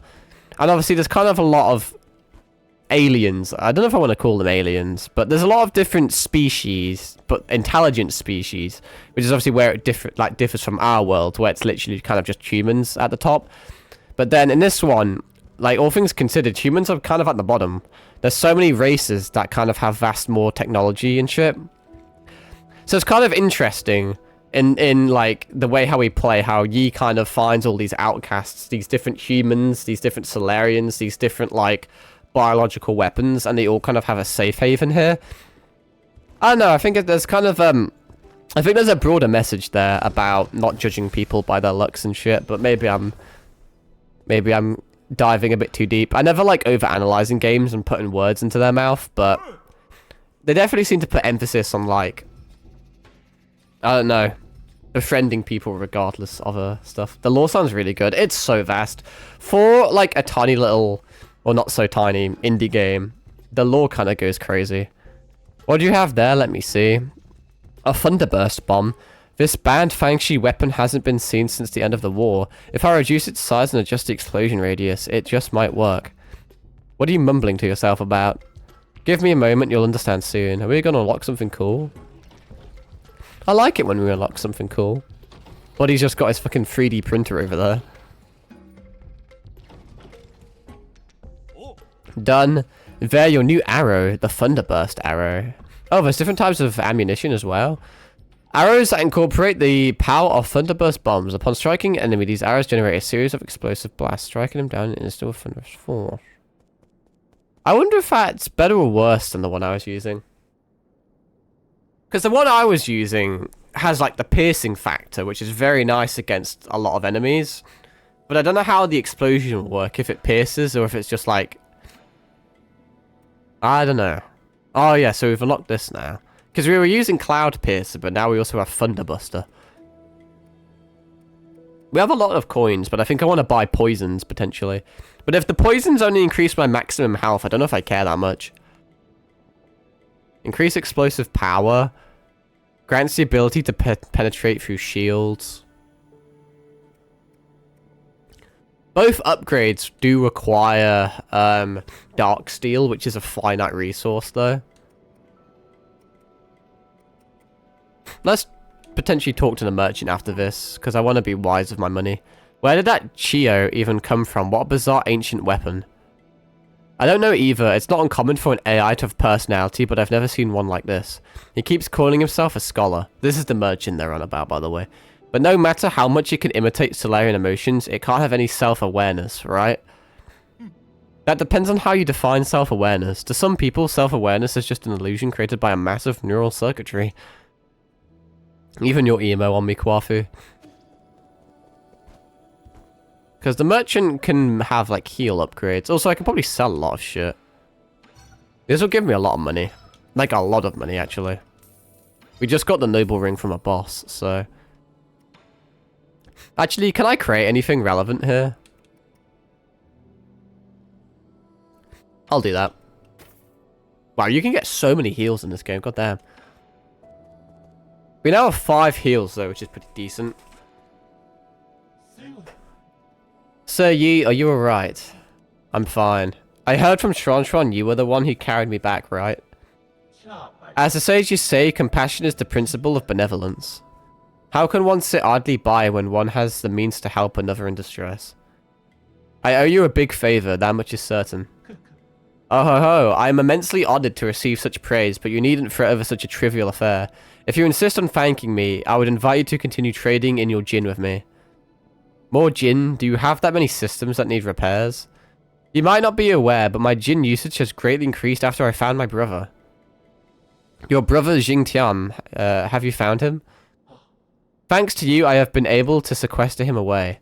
However, in order to save him, I am currently correcting the requisite parts. I may need to sojourn here for a few nights as I make these preparations. I hope you will allow it. Just another additional resident. Sure, why not? Thank you, Sir Yi. I'm always available should you wish to trade. I wonder if there's a system where the more money you give this guy, the more he can, like, save his brother. So obviously we can buy all these poisons, but they're pretty expensive. I think getting computing units makes a lot of sense.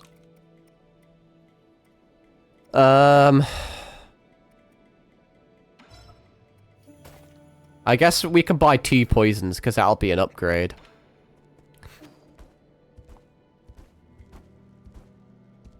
I wonder if I should buy anything from here as well. I do need to keep some money on me for the map bots if we encounter any. I will, let's buy one of these. That increases the ammunition I can hold by an additional slot, so now we can have 3 arrows instead of 2. And now if we go back to the poison guy, we should be able to increase our maximum health. Also, I should have talked to that guy because he had something to say, but oh well. I'll do it in a sec. Just fucking scrans that shit. You just ate it without a second thought. You could smell it, right? For something that's been fermented, the smell's not that bad. But it's animal feed. So what? If livestock can eat it, why can't I? Did you know that animal feed can sometimes taste better than the food we eat? That's kind of sad.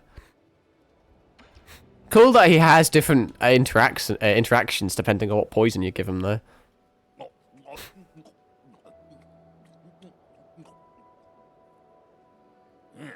This snake kept biting people at the entrance to the village. I've been craving a bite of it ever since. Unexpected, but it has a pretty good texture. Also, not as gamey as I imagined.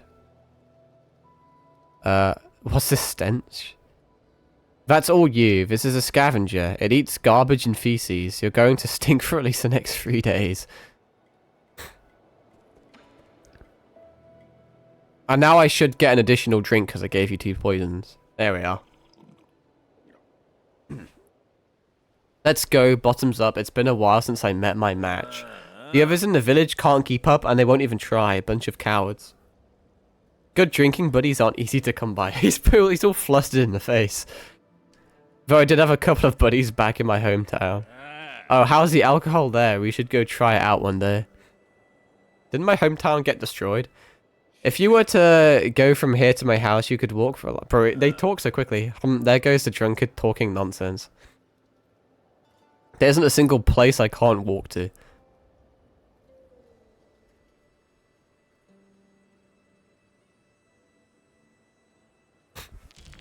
I'm all tipsy. I got a bit of extra health. Okay, let's speak to you, see what you have to say.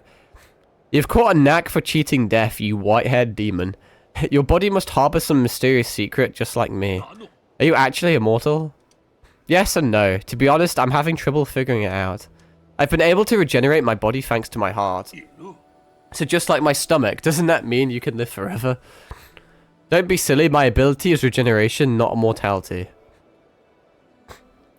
In theory, if you completely utterly obliterate his heart, he shouldn't be able to regenerate, right? Kind of like a Deadpool or Wolverine scenario, where if you destroy them like enough to the point where they can't regenerate, they will die. So I guess it does differ to immortality in that regard.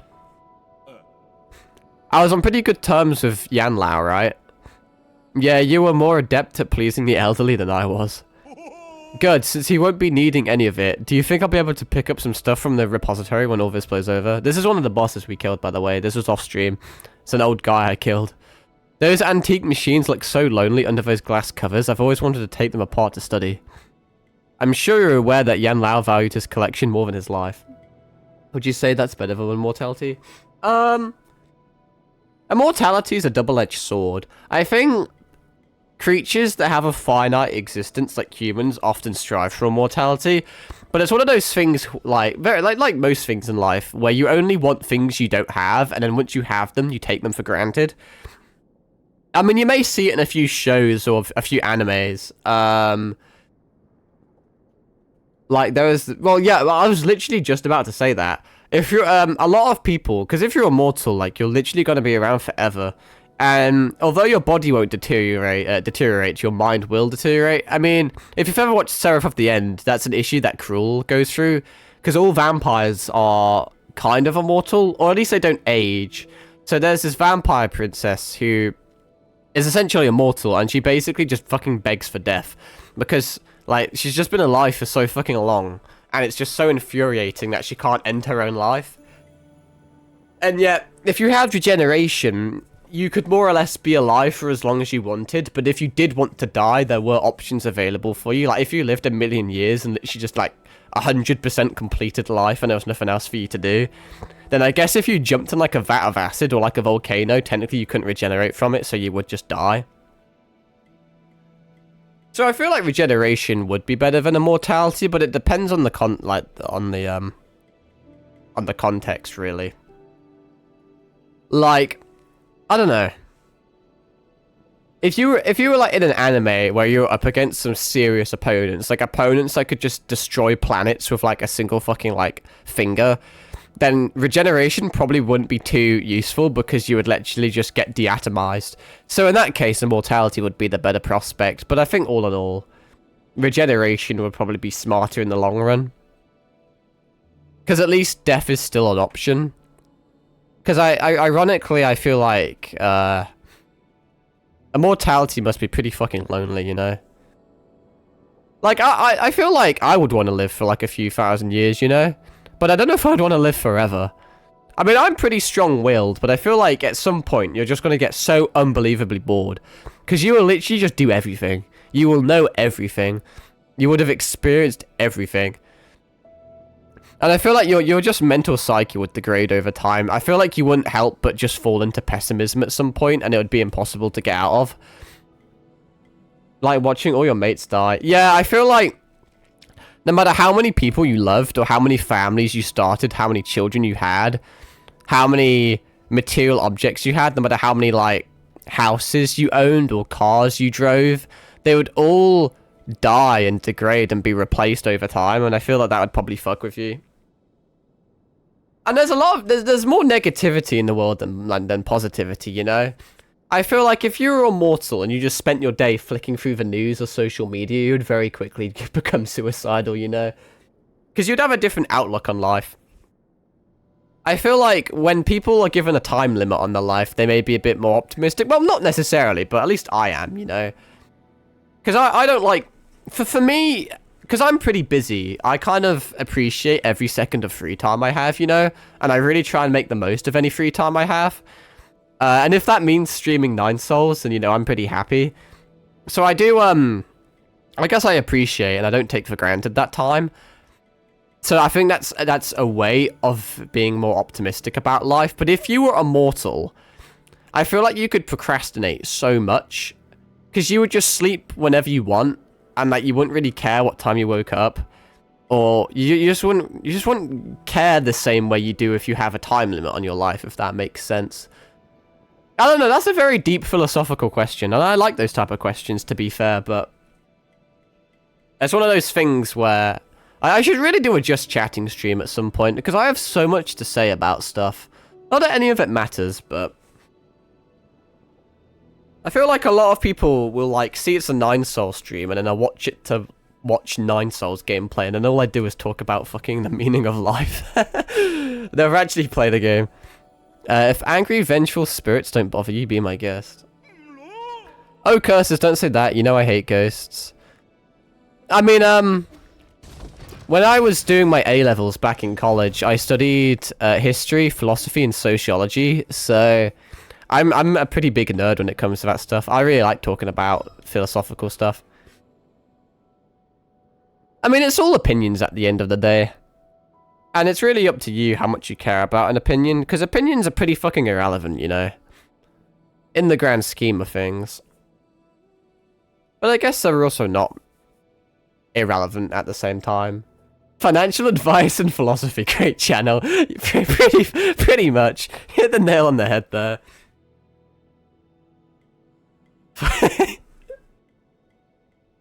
Here, a new map data chip. Actually, if you need it, I could also ask Abacus to help. You two incapable, stop interfering. Map data revealed, quick, take it. Thanks, buddy. Let's go speak to Abacus, because he sometimes gives us information on where to go. Because I'm not too sure where to go. Oh, probably...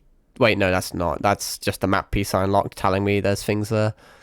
I know we still need to go up in the factory, but I don't know if we're capable of doing that. Now I think about it, we do have that parry now, which means we can get through all the lasers and shit.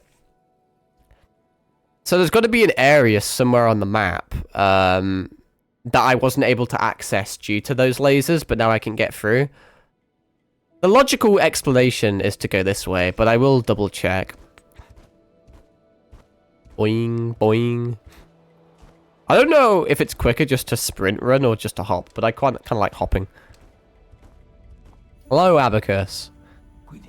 My lord, if you intend on returning to find Jai Quan, please make sure you're fully prepared. Jai Quan has spent many years honing the transmutation process to turn himself into a fighting machine. While he may be extremely accomplished in martial arts, I still advise caution, my lord. I like how much they're hyping up Jai Quan, because he fucking mopped the floor with me. And considering Yi does seem to be quite capable of defending himself, it was kind of a shock to the system just to get one shot. But I guess all the different scientists on the council, like, developed different things. So, the fat cat guy, he develops just kind of just random bits of, like, technology, I guess. And then the farming lady I killed was obviously into farming and agriculture. And then the old guy was into his kind of machinery, his kind of, like, mechas and stuff. And kind of testing, like, biological things as well. But Jai Quan seems to be all about power, so he's used his scientific mind to experiment on himself to turn himself into a killing machine. A bit like Adam Smasher from Cyberpunk. Which I think is cool, because it's, they're really posing him as quite a formidable adversary, which is neat. You should be able to find Jai Quan at the Shengyu Wall, located atop the transmutation factory. I think I was correct then. I think that's where we're going. Unfortunately, the factory's extensive heat radiation is deadly to anyone but the guards. To break through the top floor, you'll have to destroy any machine contributing to the heat waves, or you'll find it extremely difficult to advance. I like it. I like how he's like a little guide. So, yeah, we need to go to the transmutation factory again. That's what I'm getting from that. Let's rest quickly, because I want to see if, I have a few skill points.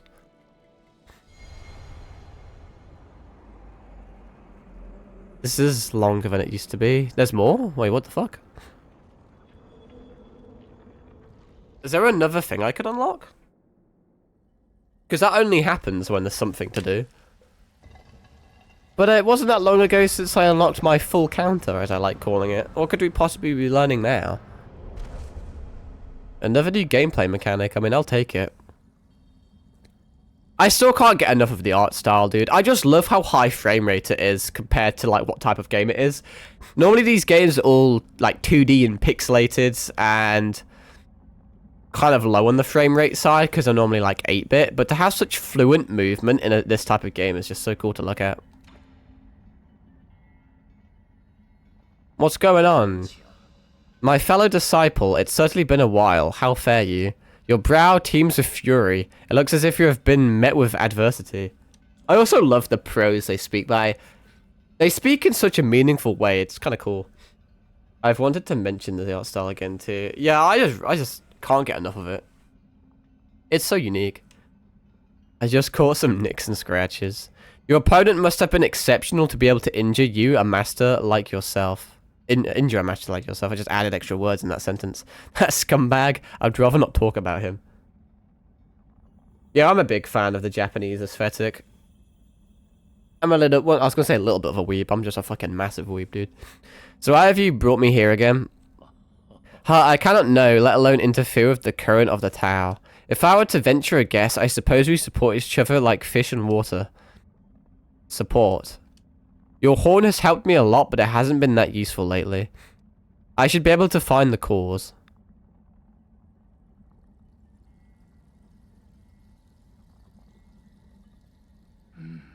Its internals must have been damaged in battle. While I fixed it, I also updated the firmware and added a new teleport. Oh, wait. Can I now teleport from save point to save point? So it's a scientific device. What is this teleport function? That is actually an unbelievable upgrade. Oh my god, it will as well. That's so fucking good, bro. The progression in this game is so good. It will allow you to teleport to any registered external node from the central node. It's massive. It's kind of an issue. It's a very small issue I have in these games. Because this game obviously didn't really have a fast travel up until now. But I've never gotten lost on the console version. On the PC version, I did get lost. And obviously having to like... If you wanted to get all the collectibles, which I will do eventually, it's going to be a lot of backtracking back and forth. And it's an issue I had with Hollow Knight, because Hollow Knight doesn't technically have a fast travel. It does have, like, a train you can take to get from very big areas of the map to another. But it was still pretty annoying when I was 100% in that game, having to walk through areas I've already done to get to a different area. So it's cool that we went so far in the game without getting a fast travel, and now we kind of do. It's going to be a big time saver. The only issue is, the act of me teleporting around the place may mean I may miss a few things. But I'm going to go back and get them anyway, because we have the map pieces, and the map pieces tell you what collectibles you're missing. So I can just fast travel back and pick them up whenever I want, really. Anyway, it'll allow you to teleport to any registered external node from the central node. So you had another card up your sleeve. Hi, you misunderstand. I lost my attachment to scientific exploration years ago. This new feature was born purely out of a need to scratch a mental itch that popped up the moment I gifted you the horn. It would have taken any other scientist several lifetimes to accomplish what you did. Who in the world are you? This stunt is amusingly simple before the ways of the Tao. I hope you find good use out of this horn. If through inaction nothing is left undone, could indifferent lead to contentment? Man, hit me with that fucking like fucking Confucius quote or some shit. So this will enable me to teleport right to the factory where I need to go. The progression is so well done in this game. It knows just like the right amount of time to like keep you content, if that makes sense. Like, it knows the perfect amount of time to give you a new piece of kit, and then to allow you to fully experience that kit and fuck around with it. And then just before you get bored of it, it then introduces something new. So I think the way it works, I have to teleport from here. Yeah, I now have a teleport option. Let's quickly check my Jade, see what we can do. Because that's useful. This is useful, but not useful anymore because of the talisman I'm using. So we could get rid of that. Increased Jin's just nice from like a progression type of thing. Increase the gold gained from killing enemies. That's also useful. Let's uninstall this for this, just because that'll be a bit more useful with the talisman I'm currently using. That's meh. Increase chi charge capacity by 1 after executing and precise parry, gain 2 chi charge. That's also meh. That is like a very interesting playstyle. Actually, that's a very talisman-centric playstyle. I mean, you'd constantly be playing like, you'd be parry talisman, again and again.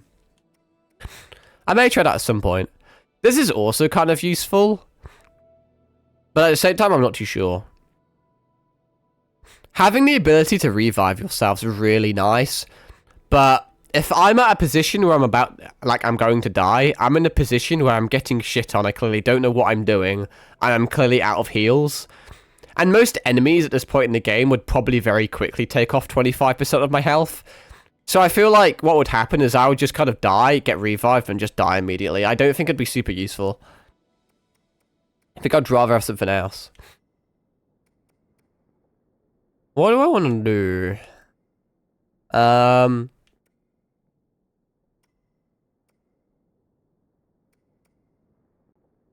think I may... No, that's not super useful, though.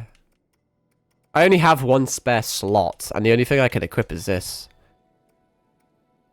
Unless I get rid of this, but that's kind of useful, so...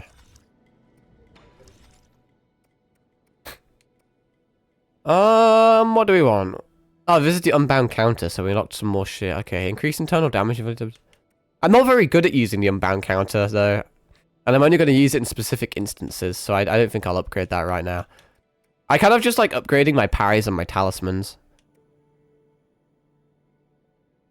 I don't know if I need that, but it's kind of useful. The issue with, like, picking up shit after death is that I don't tend to die a lot.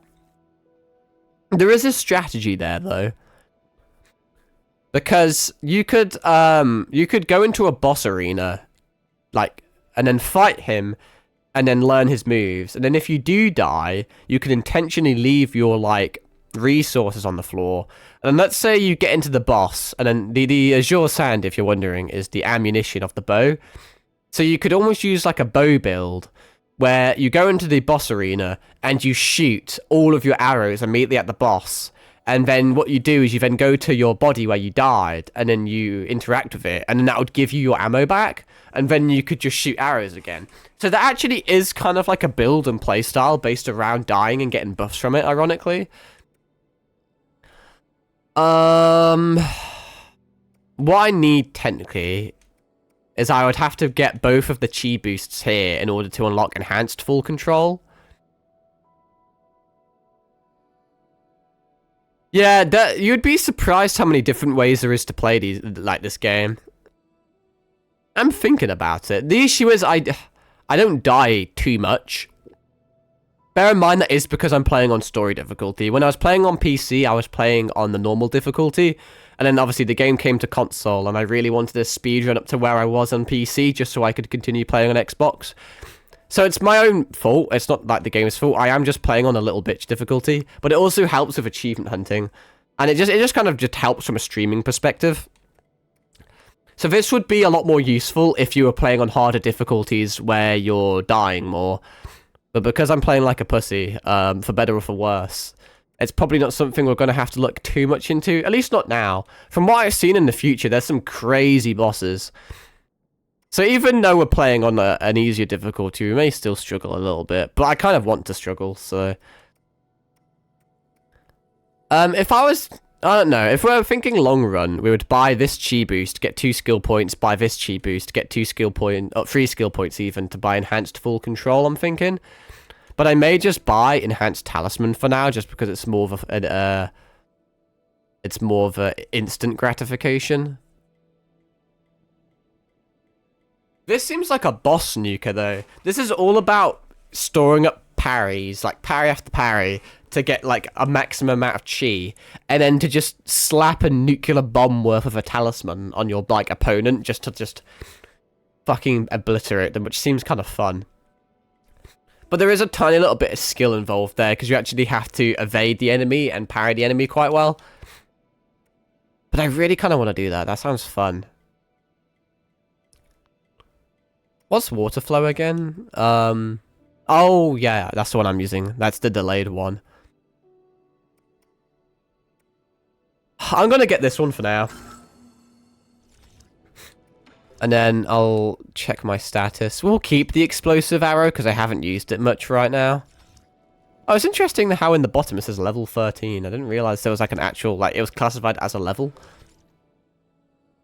So you can see all of the fast travels. So I believe, my guess, from what I've read and from what I know, we want to fast travel here, potentially use our newfound full counter ability to access a new area.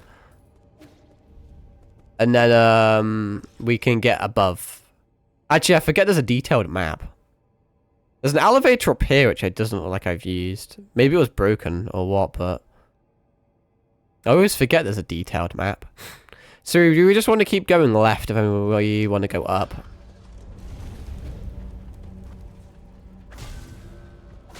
I probably don't need to stay here, but... There's this laser beam that comes around in the factory, and you have to melee this shield, and it just prevents you from taking damage. I'll kill this guy just because it's fun. The delayed talisman's kind of cool, honestly. This is where we fought Jaquan earlier and got shit on.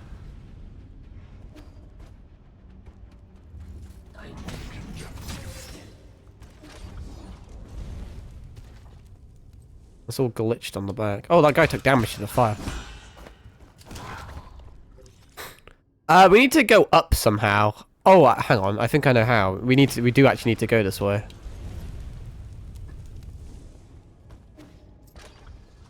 Gonna have to quickly parkour here. The issue is we may take damage to the fire. Actually, if I'm quick, we'll just wait here. I don't even need to melee it that much, to be fair, but I just like hitting things, I guess. Hop. And then let's try out my oh, this is the full counter we need. That is not how I thought that worked, in all honesty. Can I full counter you as well? Can I eat shit out? Oh no. Oh no. Ah.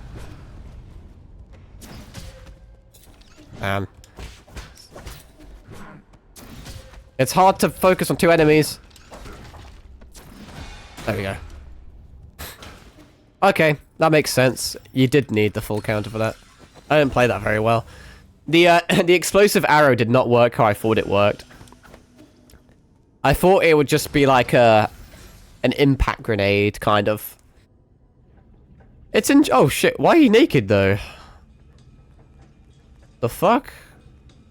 Hey, yo, Twitch, don't ban me. But, it's like a lingering electric blast. I think I may prefer the default arrow, honestly, because that arrow can break shields. It's just like a pure pierce. If I used the default arrow, the guy would have died. But because I used the explosive arrow, it didn't kill him, so... But then again, it would do better damage on, like, a big slow boss. Because they would constantly be in it. So, it's situational, really. See, your predictions did not materialize. Is that the fortune-telling woman that we've seen a few times? I say we, I mean, like, a lot earlier in the story. I took care of him without even using all my strength. Even your prophecies can be inaccurate. Like I said, your fatalism doesn't work on me. I don't know, her silhouette looks a lot different from the fortune lady I saw, but they could still be the same person. The hexagrams are set in place. The fate I see remains unchanged. Also, she's speaking in the same prose, so I think it is the same woman. Or at least they're from the same background. I believe her prophecies about how Yi is, like, basically gonna shit on them all. So Jaquan tried to, like, put him in prison. Once again, my guess is he doesn't know how to kill Yi because he assumes he's immortal. And he doesn't have a way of dealing with his regeneration. So he thought, I'ma just lock him in prison forever. That way he can't kill me. Because this fortune teller lady has clearly told him that Yi's gonna kill him, so... And that future may... Well, it will come true, but it may come true quite soon. Enough about that. My family has had to endure humiliation and stay in hiding since the turbulent era. Something I'm sure you're also familiar with. Now that the winds are blowing in our favor, it's time to eliminate anyone who becomes an obstacle. The Jai dynasty has run its course. Are you still thinking about restoring your former glory? That's not what I meant, sir. I'm talking about protecting the council. Any enemy of the council is an enemy of the Jai clan. Time for my scheduled transmutation session. This is what happens when you can't train for centuries. My muscles have atrophied a little too much. He reminds me a lot of General Grievous about the body modification in search of power. Don't forget to hydrate and stretch. Yeah. I never imagined you would get stronger after years of using that forbidden technology. Those who say that transmutation goes against the laws of nature are all alarmists. Is that alarmists? It is alarmists and cowards. I must take my leave now. Take care. What time is it actually? I've been streaming for over 2 hours now. Normally, most of my streams are around the 2-hour mark just because I don't have a lot of spare time. But when I'm playing like a really good game and I have like a really good chat, I like going for a little bit longer when I can.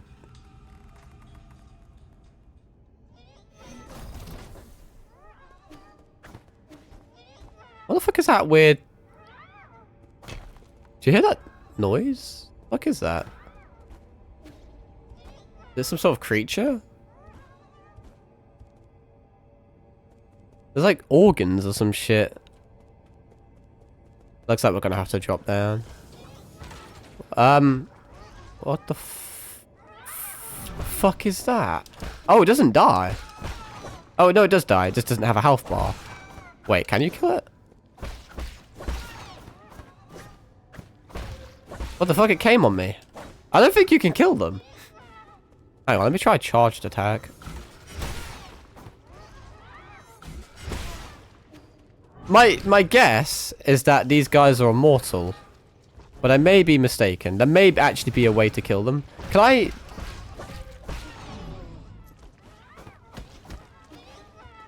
My guess is that they're like weird immortal regenerative baby. Okay, that's kind of smart but cursed. I love this game, dude. I love the design. Who comes up with this shit, honestly? So they're pretty fucking dumb, basically. I get it. So you have to bait them into... I clicked the wrong button. You have to, like, bait them. So they're just mindless drones, essentially. Boop, boop, boop, boop. Such cool design, though.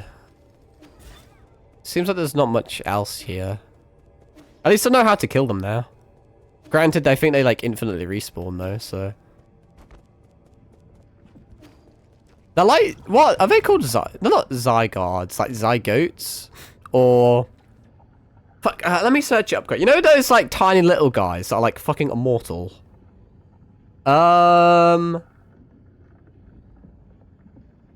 Tiny immortal creatures. Are they called tardigrades or something? Tardigrade. They remind me of tardigrades. They kind of look like really big versions of them. Can I bait you into killing yourself?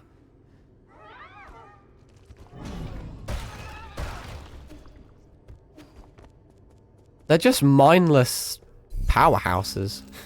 Very Resident Evil-ish, actually. Oh, maybe I shouldn't have rested, because now they respawned, but oh well. Not a big deal, really. This is clearly going to spawn a few. Oh, these are actual enemies. Hold that. Ow, he fucking 180'd me. God, my talisman is so strong now. I should probably use it more. Ow, I'm trying to... Let me talisman you. Oh, it's because it takes 2 charges. I forget. I forget. What's your, favorite resi? That is a good question. It's a great question. It's a question that I could ramble on about. My favorite Resident Evil is a controversial one. For it is Resident Evil 8. Followed very, very, very closely by Resident Evil 7. The reason being, I like horror games, and I like survival horror games. And horror, in my opinion... I don't know why I'm speaking like this, like I'm some fucking know-it-all, sorry. In my opinion, horror is better in first person. I love all the other Resident Evil games, I do. And I don't have anything against third-person games, but they are horror games, okay? And first and foremost... horror games are meant to be scary, and I just think 8 and 7 focus more on the fear factor than the other games. In Resident Evil 7, for example, which is like the ultimate horror experience, because the game is first person, when an enemy attacks you, it's attacking the camera. You know, when it attacks Ethan, it's also attacking the player. When I play Resident Evil, like, 2 or Resident Evil 4, when an enemy attacks me, they're not attacking the player. They're attacking Leon, because there's a character in front of the camera. So Leon kind of acts like a body shield, like a guardian angel for the player. When Mr. X fucking sucker punches him in the gut, it's completely unrelated to the player. You know? Just because of the camera angles and shit. So it's a very different experience. When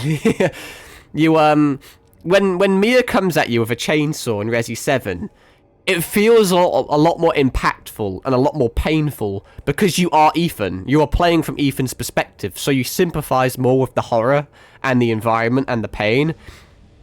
At least in my opinion. So I think the game is so much more gripping and personal and impactful from a first-person perspective.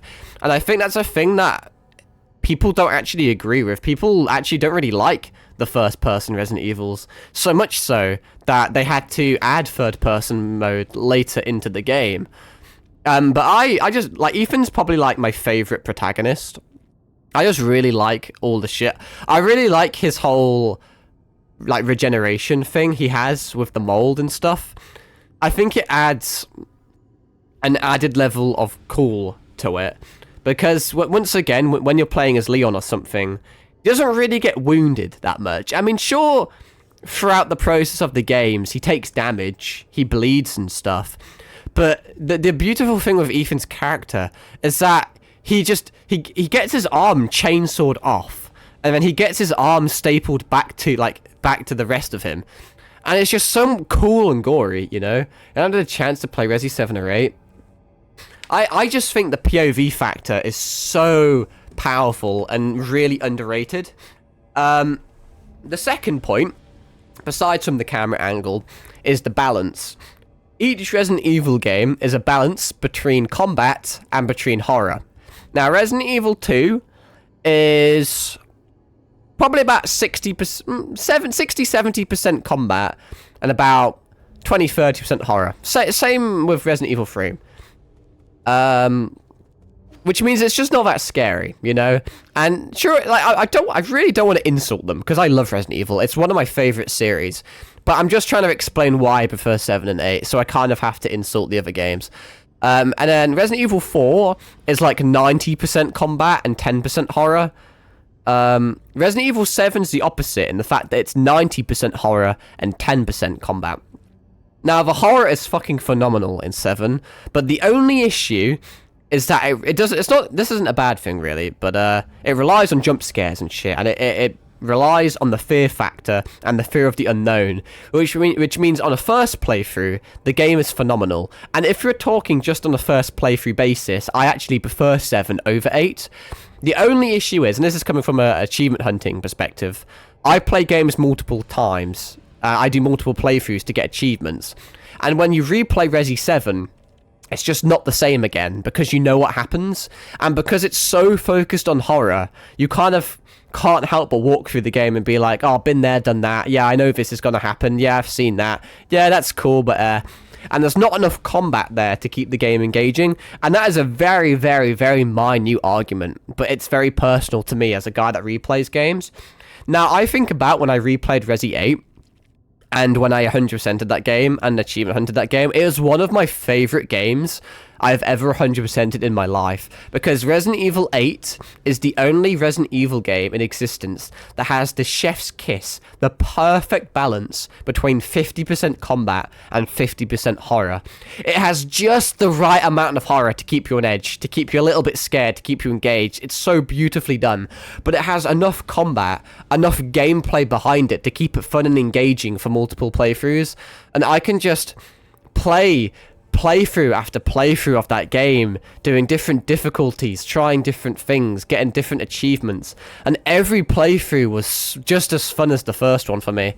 I mean, I love Resident Evil 7 so much, and I got about 90% of the achievements in the first playthrough, and maybe the second playthrough, the New Game Plus, was pretty fun.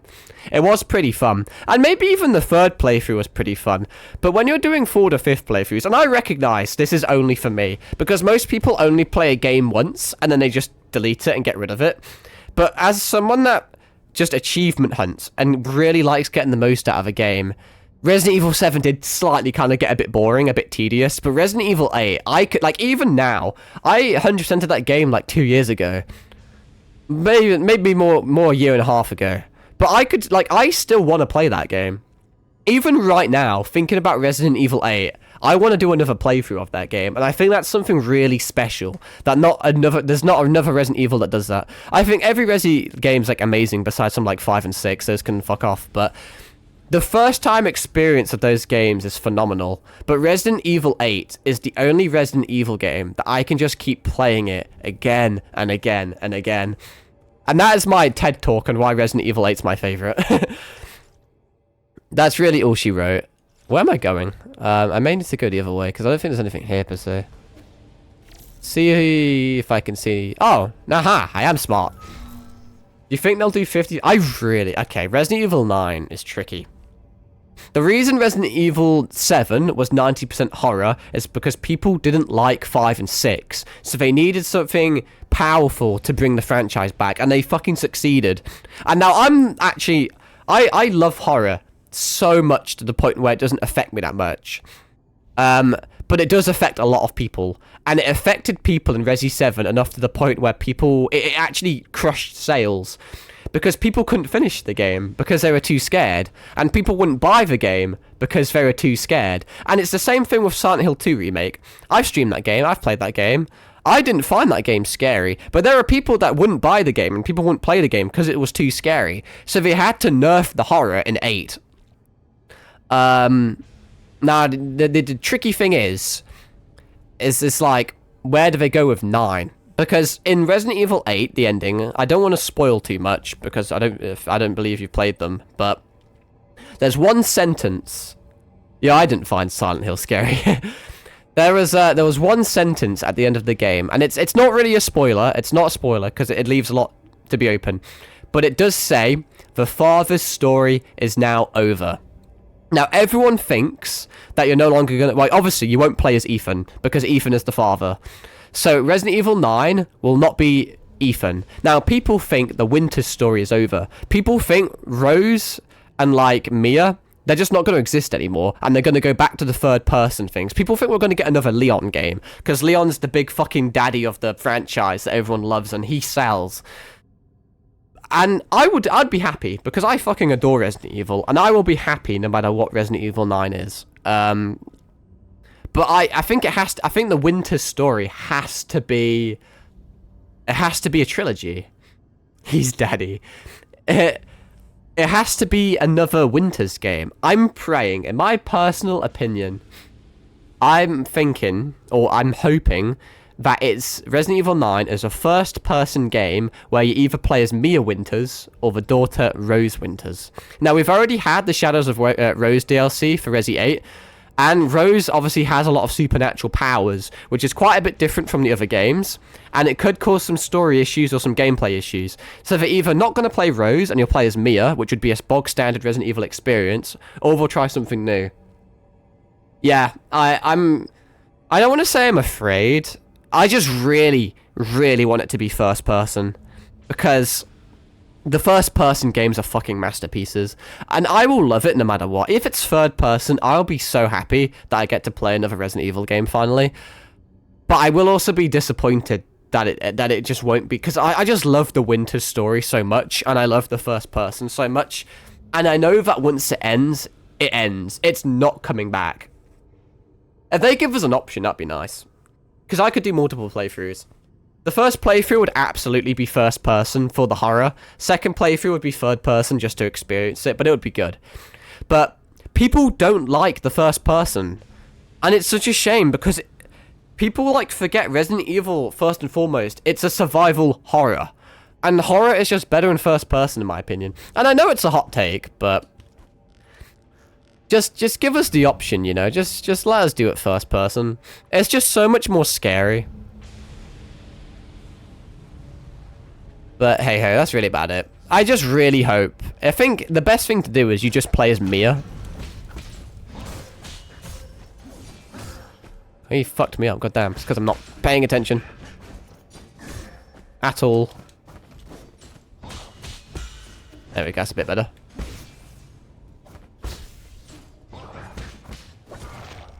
Could have played that a lot better, but hey ho. For Leon, the fans like to admire, so they ignore the game. Yeah, that's true. That's very true. I mean, the same can be said with like Claire and Jill, or even Ada. They're designed to be attractive female protagonists, and there's a lot of eye candy there. I mean, you only need to look at the Resident Evil subreddit, and it's just filled with lewd cosplayers. And I'm not here or there to like say anything about it, but you're actually quite right in saying this, and it's actually quite an important point, and how the Ada's the third person perspective does lead into the eye candy of how attractive the protagonists are, and that does sell, so that actually is a fair point. What am I doing, dude? That's not the elevator that I thought I wanted, but I guess it's an elevator that I can take.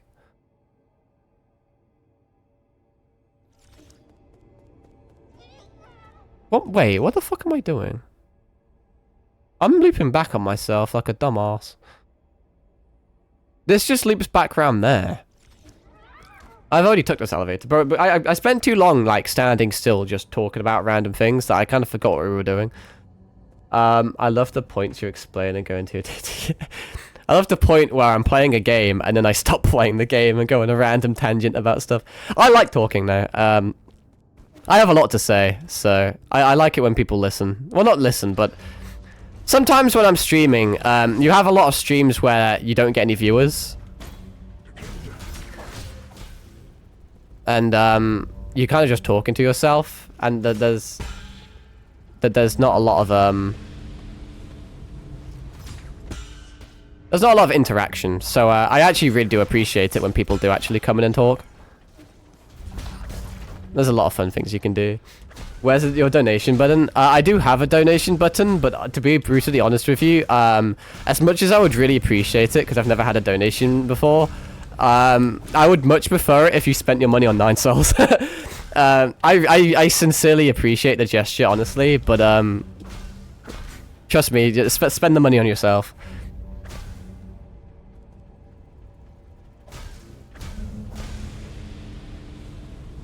It's absolutely worth going into 9 souls first. Hop. Hop. I don't think I'm going the right way. Maybe I am. There's 3 different ways I can actually go to. Oh, get parried. No, okay, don't get parried. Hop. Can you, like, stop bullying me? It's not working? Oh, that's interesting. Hang on, let me... I mean, I'll have a look at it, but I've never used it, to be fair. Well, if it's up and running, I'll donate to you. I mean, I really do appreciate that. I mean, I'll quickly check. I made it, obviously, when I first made my channel, but I've never actually been in a position to receive donations, so... It should, I think... I'm enjoying your content and the interactions. Oh, it does say page not found. You're right. What? You're actually correct. That never used to say that. It used to link to my PayPal. Oh, thanks for bringing that to my attention, because that actually is meant to work. Yeah, I actually, that's so bizarre. Why is that not... I'll fix it for next stream. Not that I want donations or anything, but it doesn't. It's not very professional for me to have a link that doesn't work. That donation tab used to link to my PayPal. I'm guessing there was an update or something that broke the link. So regardless, you brought that to my attention, so I appreciate that. But I've never once had a single person that's been wanting to donate anything, so I actually really appreciate it. Just a gesture is quite kind. And also now I know that I need to fix that link. I wonder how long that's been broken for. I used to check my links regularly and they never used to not work, so how bizarre. Yeah, my social media ones are fine. Well, that's not a big loss really, to be fair. I'll just remember to change it. Oh, I fucked that. Oh, what a dumbass. I played that terribly. I'll just have to redo the link.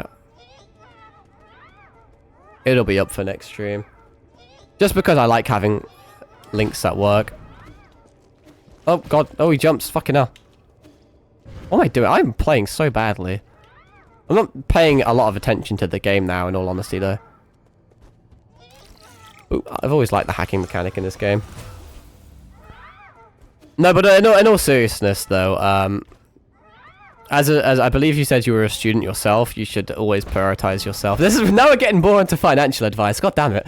But no, I do implore you to obviously spend money on yourself first and foremost. Sorry for just. Oh, no, you're fine. It's not your fault. I get distracted easily anyway. I am, unlike most people, I am incapable of, playing a game and, talking at the same time. It happens all the time, honestly. Is there... There's no fire anywhere nearby, so I'm gonna have to run past you guys. I am going the right way. Yeah, because this is all new.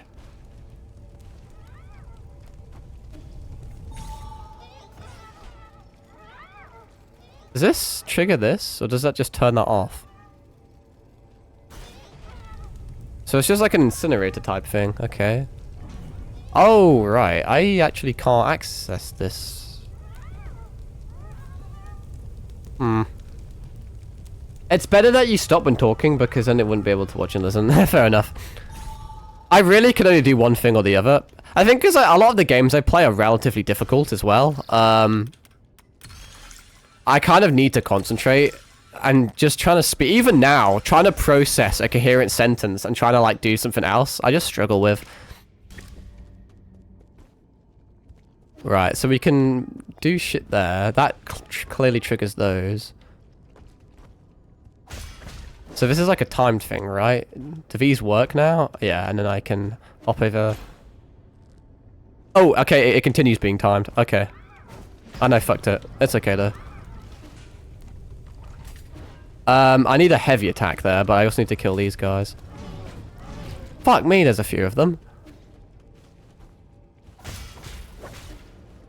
No. It's interesting that they put a bar there, like a chain there, considering that I can just skip it with a dash. I am such a fucking dumbass. We're at that point in the stream where I start falling off. Oh, fucking hell. Literally falling off. Hop, hop. Skip that chain with a dash. Do that. Go down, hop, dash.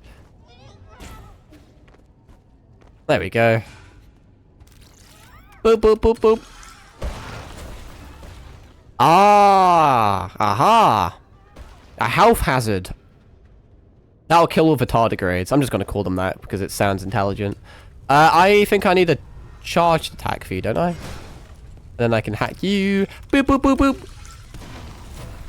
And then that does a thing. Oh, it opens one of the door things. Oh, actually, that reminds me. What is this called on the map? Hang on a sec. Let me, Oh, okay. I think this is where a missable achievement is, so it's a good thing I checked. I actually have a handy-dandy YouTube video that I saved on how to do this.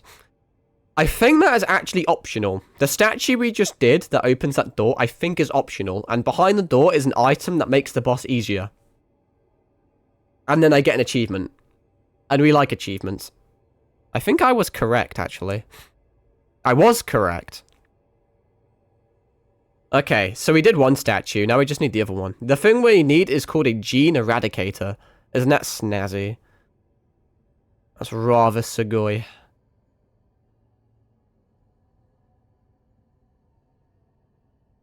I will just play it quick. I don't tend to like pausing the game and watching videos, but at the same time, this is kind of just more of a me thing than a stream thing. It's just because if I miss it, then I'd have to, like, do the whole entire thing again. And that is bad. Okay, so I think the video said I need to go down yonder. It's actually quite obvious, you can't miss it. But... Man, one day I'm gonna parry these guys, it's gonna be so fucking cool. Today is not that day though. Also, the laser beam's gonna hurt me. Oh, get fucking parried! I did the thing, and it killed him! I'm good at the game! Let's kill the sniper first. And then let's quickly run away so that I don't get laser beamed. Am I safe here? I am.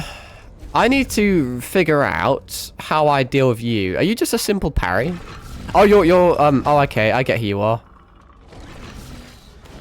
And I fucked it because I'm terrible. Oh, god damn it. Honestly, it doesn't do enough damage to warrant me really running away. That just wastes time. Why am I so bad at that?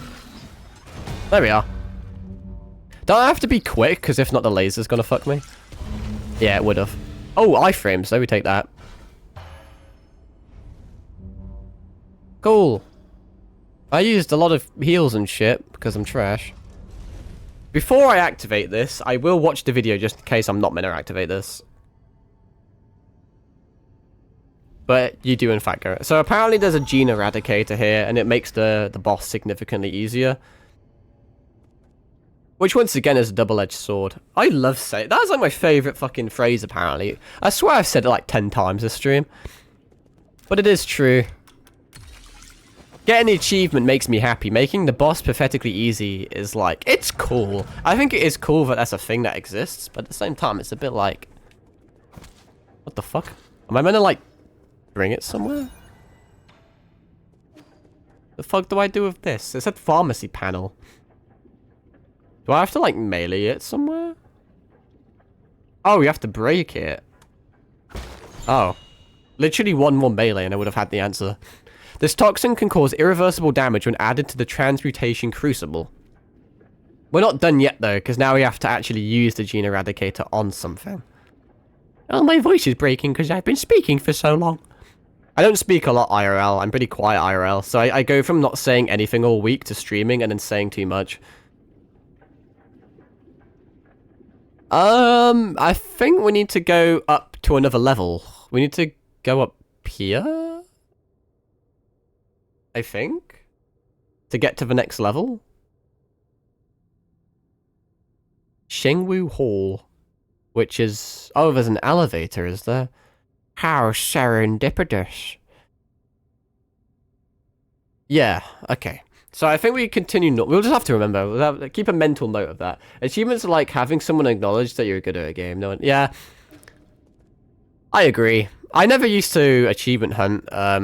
It was the first game I really tried on was Elden Ring, actually, because Elden Ring's a type of game where... Oh, we're going on a side rant again. You can tell because of the second I go AFK in a game, you're probably like, oh, fuck no. He's got to speak for 20 minutes. But, yeah, no, Elden Ring was the first game I achievement hunted on, and I kind of fell in love with it because that game is all about hidden things. And you will miss 90% of the content in that game if you don't kind of go for the achievements. Because, like, every single optional boss, every side quest, every ending in that game has a dedicated achievement. And so, after you beat the game... Yeah, well, at least someone appreciates them. But, Look, I lost my trail of thought. You can... If you know what you're doing, you can beat Elden Ring quite quickly. You could probably get about 10% of the achievements, beat the game, deinstall it, never play the game again. But you just waste so much potential, because that game is so vast and just has so much in it, that once I beat the game, I pulled out the achievement list because I loved it so much. I mean, it's my favourite game, so naturally. And I started doing all the achievements and searching up this and that, and I kept thinking in my head, man, you know... I wouldn't have done this if I didn't look at the achievements. And it's like, wow, I wouldn't have known this. I wouldn't have beat this boss. I wouldn't have gone to this area, done this quest, done this ending. And then when I 100%ed the game, I was like, fuck, you know, I went from having 10 hours in this game to having, like, 100 hours. I mean, to be fair, like, even after I 100% the game, I still put, like, another 900 hours in the game. But I got so much more value for my money. And I got so much more, like, time and entertainment and kind of just pleasure and memories from expanding the game by doing achievements. And then ever since then, I try my best to get as many achievements I can in a game. And 9 times out of 10, there's a game I really like playing, especially when I'm streaming. Like Black Myth Wukong is a really good series for that I streamed, if I do say so myself. Because I kind of knew what I was doing with that game. And I actually got the platinum on stream, I believe. And you can kind of see me. I played through the game normally, and I probably got 4 or 5 streams that I play in the game normally. And then I could have just ended it. I could have just deinstalled the game, forgot about it, and that's that. But then I got another 4 or 5 streams out of playing the game again, and doing different builds, and doing a new game plus, and farming this, farming that. Oh, I missed this, I'll do this now. I didn't do this boss, there's this optional thing here. I don't know, I think, I think achievements just make you aware of everything the game has to offer. Because if not, you miss stuff, you know? Okay, I actually don't know what I'm doing. Is there nothing in this area? Oh, that loop's there. Wait, that's a different one, though. I'm not too sure if this is the way to go.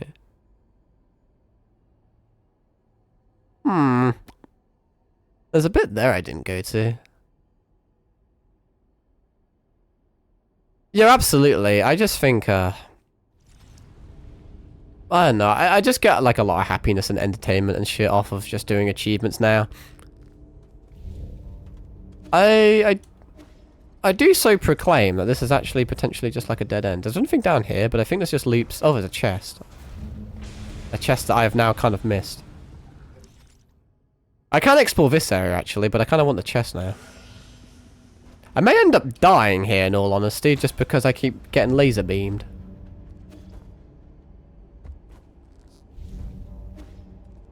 What am I even doing? I don't think I can get the chest now, because there's no way for me getting back up there. Well, there is, but it'll take a bit. I don't think there's anything relevant in the chest, so I may just leave it for now. That'll be an issue for future Carl to deal with. Oh, for fuck's sake. I should really look before I leap her. I did the same thing twice. Okay, noted. Can I make this jump? No, no way. Oh, fucking... Bro, what is going on with me? This is what happens when I start streaming for, like, over 2 hours. My brain just stops braining. We're gonna take more damage. Actually, no, we're not, because I'm sick. Oh, yeah. Little happy dance. Alright, let's just progress normally, I guess. We'll get the chest at, like, a later date. There's many ways for us to go. Oh, no, it's not a tardigrade. Oh, I want to parry you because it's fun. But you're not... Shoot me. You went the wrong way.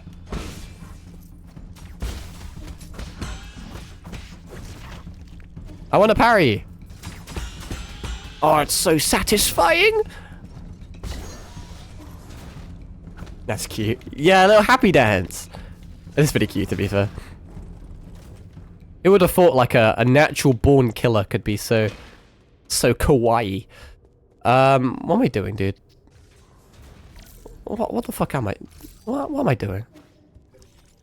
This is all new, so it doesn't really matter.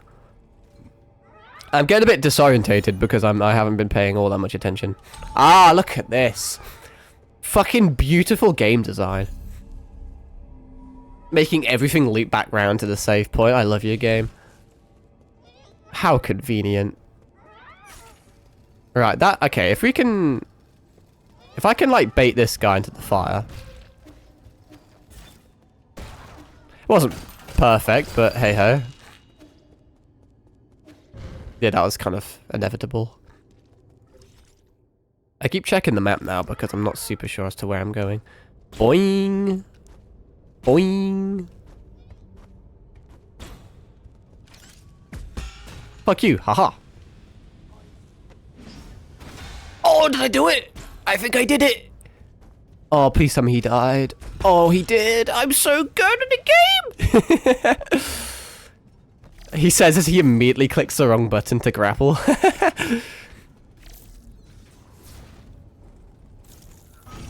I like games with parry mechanics. There's not too many of them, and they're not normally done very well. But this game does it well.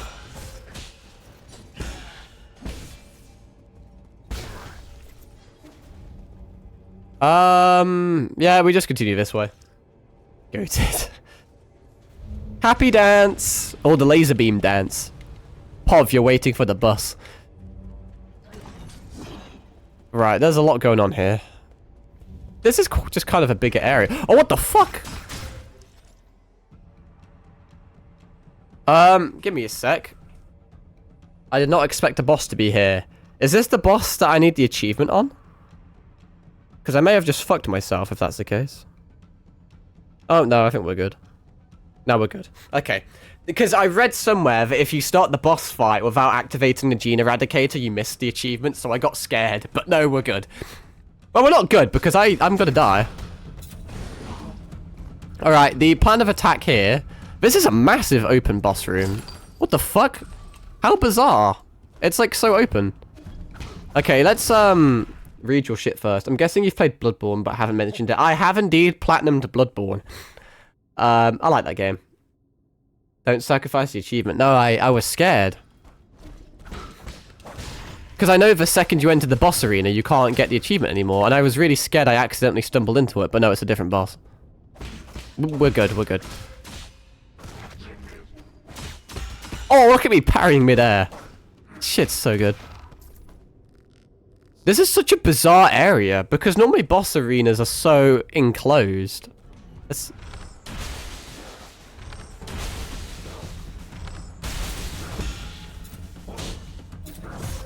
Ow. Ow. I can't lie, I was just fucking around with arrows. Oh, really? I've messed the parry up? How sad. I messed up again? Really? I want to parry you. Well, if you're just going to do that, then I'm gonna kill you. Oh, that's not the attack I thought it was. Wait, I didn't even mean to do that. That was a complete misclick. I just full countered his ultimate attack. I didn't even think you could do that, in fairness. Okay, he's kind of fucking me, honestly. I'm gonna die, what the fuck? Okay, let's just get a bit more serious, shall we? He says as he just... Okay, let's just... I'm underestimating you and it's causing me to take damage. You're done. There's nothing better than just triggering the explosion whilst not looking at him. Okay, I played that awful. Can't lie to you. That was me just being cocky and fucking around. No, but I thought he was going to do the lunge attack, which uses a certain type of parry, and then he did a jump attack. But because I had already held down the parry button, it like parried his slam attack accidentally, which was really cool actually. It was indeed an accidental sexy play. If I clip it and edit it in a very specific way, it'll look a lot cooler than it actually was. It'll just be a 2-second clip that abruptly ends. That'd be kind of funny though. You've always got to have some sort of clip for the social media. Do my little happy dance. I'm trash at this game. There we are. I literally just needed to dash. You're dead. Also, there's another happy dance you could do called the spam the parry attack. That's also a happy little dance.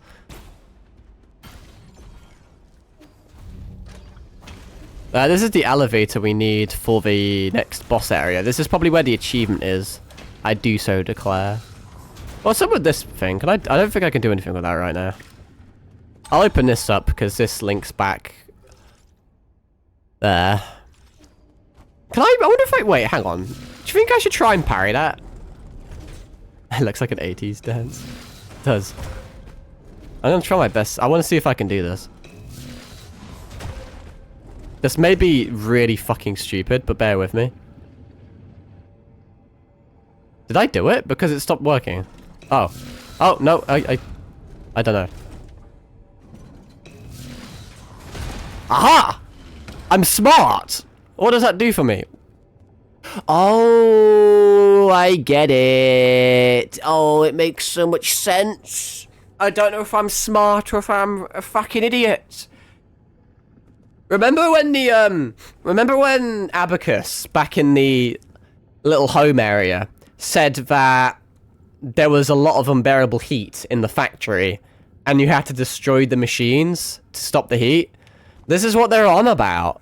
It didn't even occur to me that I could parry them to destroy them. These are the things that are generating the heat that keeps burning me. It was so simple. So I don't know if I'm look, it doesn't activate anymore. The heat stopped. I can't tell if I'm a fucking dumbass for not realizing that or if I'm like smart for realizing that. That is actually so cool. The game told me all the answers. I just had to go out and find them. What the fuck is this? Oh, it's a poison. There's a few of those around the joint. It makes so much sense. I guess we just take the elevator up. At least we figured it out. Yeah. I always, because of how, like, 2D shit works, I was always like, huh, is this in the background or can this affect me? Can this damage me? And then I was looking at the red on their hammers and I was thinking, oh, I can parry red shit. So I wonder what happens if I, well, try it. I'm not very good with the timing with the parry. I can parry normally fine, but the charged up parry is actually kind of difficult. But at least we figured that out. Not that it's super important. It's not like it delays progress or anything, but it's a pretty sick thing that makes the game easier, so... We are 100% at the boss because we're in the area, and B, it gave me a save point. Consumes 1 chi charge when executing a charge track to deliver... Oh, that's cool. Big brain, yeah. That's a really cool jade, actually. I haven't used the charge attack too much, but actually it's pretty strong in all fairness. I probably should use it more. Okay, I'm pretty sure that machine right there is what we need to interact with in order to do the achievement, but I will double check because sometimes I get a little bit too gung-ho and I activate things I shouldn't activate and then I fuck myself over and that makes me sad. No, but I'm spot on. Oh, I forgot to rest. I'm so used to Elden Ring, where when you interact with it, it automatically heals you. There we are. Right, so we're gonna have to be careful because I don't want to trigger the boss fight.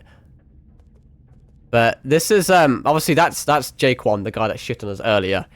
This is meant to be quite a tricky boss fight, right? But because we did the secret thing, we can put this inside the vat, which like poisons him. It makes the boss significantly weaker. And it should, in theory, also give us a secret missable achievement. And we like those. Oh, it feels so good! Only 0.40% of people have it. It's the little things in life, I'm telling you. I think we just beat the ever-living shit out of him now, honestly. But I will double-check the video. Fuck off, no one cares about daily quests and Game Pass. Yeah. It does feel good. Yeah, well, that's all done. Alright, we've been streaming for like almost 3 hours now, so what I will do is we will fight this boss, and then whatever happens after the boss, we'll get to an adequate spot, and then we'll save. Because it's 5:30 at the moment, PM for me. I don't know why I have to specify PM, it's not like I'm going to be streaming at fucking 5 in the morning. But, you know, just in case you thought I was a mad lad. But, yeah. I don't really like ending stream when I have a lot of cool chatters and stuff, because you never know when you're going to see them again, you know? As a variety streamer, people kind of just come and go. So, sometimes when you end a stream, you feel like it's going to be the last time you ever see someone, and that's kind of like bad, but you got to end at some point. I got to get food. You're in the UK, so my time is close to you. Ah, okay. That's cool, that's cool. That helps. Sometimes, it depends, because today I actually, it was a rare day that I had off, so I was able to stream slightly early. I think I started stream around, probably about 2:30 PM, I think. Yeah, it was 2:30 PM that I started streaming. So obviously that kind of attracts more of a UK or like a more of a European audience. But there are some times that maybe I'm busy during the day, or something, or maybe I just can't sleep, so I'll like stream at like 2 in the morning or something, quite late at night, and that obviously will attract like an American audience. So sometimes my my audience changes quite drastically because of my inconsistencies. I find you entertaining, so I'll be back, and I'm on holiday, so you're here for me. Oh, it's huge. I appreciate the comment though. It's actually quite a big ego boost, in all honesty, in a good way. When you I don't know. When you, like, look on... We're going on another rant again. When you, go on, like, the VTubing or, like, the Twitch Reddits or something, you see a lot of people, and, like, it's always the vocal few, so it's not the majority by any means. And they could just be lying, or they could just be lucky. But I see so many people that are like, oh, yeah, I just started streaming a week ago, and, like, I already have reached affiliate. I already have 50 followers. I get tons of views. And, like, I keep getting money and shit. And I want to make it clear that I actually don't care about the money. And I just purely do it for entertainment. It's just, like, a little hobby of mine. If I'm not streaming, and I have spare time, all I'm doing is talking to myself like a crazed lunatic playing video games anyway. So there's no difference between my normal schedule and streaming, really. But as a hobby and as a streamer, you do put a bit of time and effort into it, you know? Because before I started streaming, I didn't have a VTuber model, I didn't have a microphone, I didn't have a second monitor. And so that's actually what I did. But you know, I have invested money into it, and I don't expect to have the money back, but, you know, the monitor was over £100, the VTuber model was over £100, the microphone was about £50. So, you know, hang on, sorry, I'm just messing about with shit, but, when you invest money and time into something, it's just a nice feeling when you kind of get recognized for it, I guess. So I've had many streams that don't really get any views, and it's kind of like, you know what, I don't really care because I'm having fun, but it's also kind of like, you know, it's just a bit sad. So no, I sincerely do appreciate it when people do follow and do chat and do actually say they're entertained, because it lets me know that I'm actually doing something correct. And those are the type of people that I do want to be streaming for, the people that actually like my humor. As dark as it is, or as sometimes my humor is like wet cardboard, but to be fair, sometimes I have to censor myself because some of the stuff I don't think I can say on stream. But especially with how I play games, there's some games I'm good at, there's some games I'm bad at. I'm trying to think, like, when I played Neon White many moons ago, I was naturally quite good at that game, so I think the gameplay aspect of that kind of went hard. And in this game, I do okay with parry sometimes, but, you know, there's some times where I kind of eat shit the bosses. And then, like, right now, there's a lot of times where I literally just don't play the game at all and speak, and I know that that's not everyone's cup of tea. So I think it's a pretty good feeling when you attract people that actually do they're like okay with that. Because when I first started, I was super duper conscious of mixing gameplay with commentary, just because I can't do both at the same time. It is literally, I either play the game or I just don't play the game and I speak about really deep irrelevant things. And it's still something that I kind of contemplate, because you do get a little, I don't want to say the word anxiety, because that seems a little extreme, but compared to how you play a game in private, compared to how you present yourself in public, you do think about it, you know? Especially when playing games like Dark Souls, you are actually kind of scared to be bad at the games. Not that I'm really bad at them, but whenever you take a hit, sometimes people comment something, you know? And it's kind of irrelevant, but there's a lot more of like a peer pressure to kind of perform well.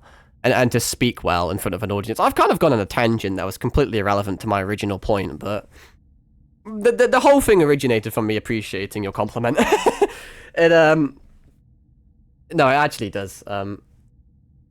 Scared of this. That's actually this is you see what you've done now. You've started another side rant. That's why I don't play a lot of multiplayer games, because multiplayer over the years, I'm gonna show my age now.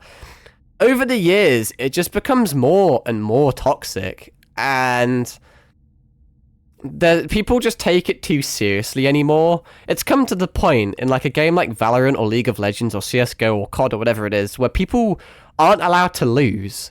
People don't have fun losing anymore. You have to win. Like yeah, I know I said I was 21. But you know, I'm already fucking using things like, oh, back in my day. But back in the Black Ops 3 days, I mean, it was still toxic, but you didn't care if you lost because you had fun. Compared to like Black Ops 6, like, people will cyberbully you if you lose. And then people will cyberbully you when you win because you didn't win good enough. But if you win too well, they'll cyberbully you for that. So you actually can't win. If you lose, you get called trash. If you win, you get called trash. If you win too well, you get called a sweat. And especially, like, I don't care too much because I don't let that stuff doesn't get to me. But when you're streaming, there's certain trigger words that you can't escape. Like, if someone messages, like, me in, like, a lobby chat or something, and they just straight up say, like, a slur or something, And maybe I just read the sentence like a dumbass. Maybe I just accidentally read it and say it, which probably wouldn't happen. But even if the text is displayed on the stream, it can negatively impact me, you know? I got shat on by someone who wasn't even on my team. Yeah. I don't really play multiplayer games in general. When I was younger, I think I had less awareness of the world, so I didn't care. So I could play multiplayer games by myself. But now you won't see me. I don't think I've streamed a single multiplayer game.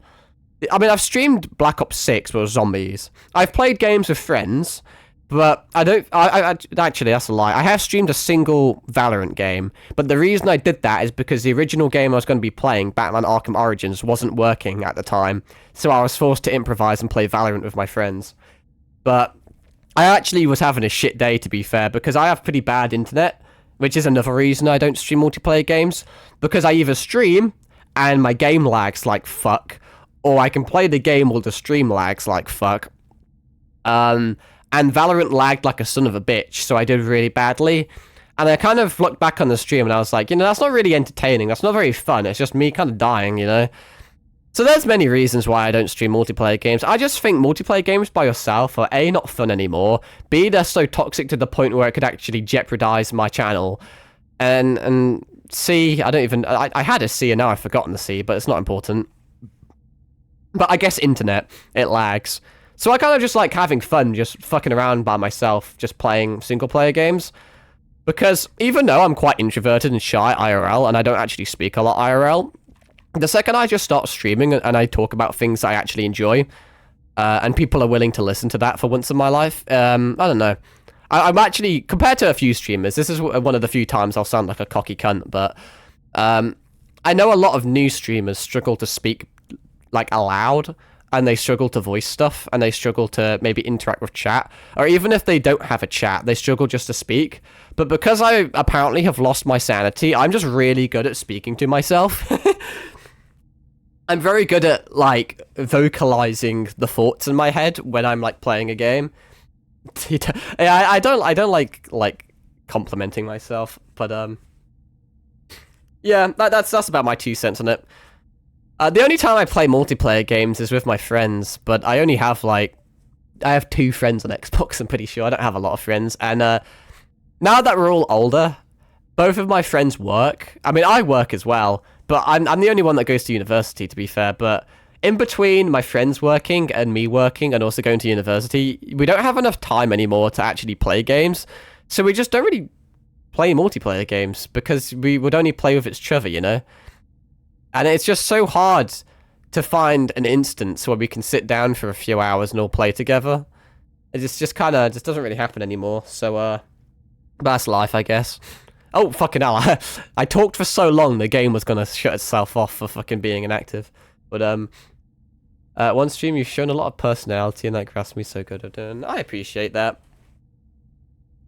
Sometimes it's a little tricky, because I feel like when I'm with my friends, I'm pretty energetic, and if I do say so myself, I can be funny. Like, I'm quite confident in my humor, but it's a very, very dark humor. I can make fun of like almost anything and never like take it seriously, which I think I'm slightly scared of being dangerous, because I don't want to overstep a boundary, you know? I don't think it matters that much because I'm irrelevant. If I was like super duper popular and I made a joke about something that people found insensitive, you know, because of how cancel culture is, that shit would just fucking blow you up. So I feel like, if I'm being honest, my streaming personality is an ever so slightly died down, potentially slightly more mature version of my normal personality. Which I don't know if I like saying that or not, because that makes me sound fake. But it's basically just an artificial censorship I've put on myself to ensure that I don't piss anyone off. I'm a weird creature in the fact that I can actually be very, very, very, very immature, but I can also be very, very, very mature. Oh, speak of the devil, one of my friends is online. I just doxed his username. Get fucked. No one cares. It's not a big deal, but I think there's always going to be some heavily more offensive. Yeah, I can be very offensive. Not like in a mean way. It's just how my humor is.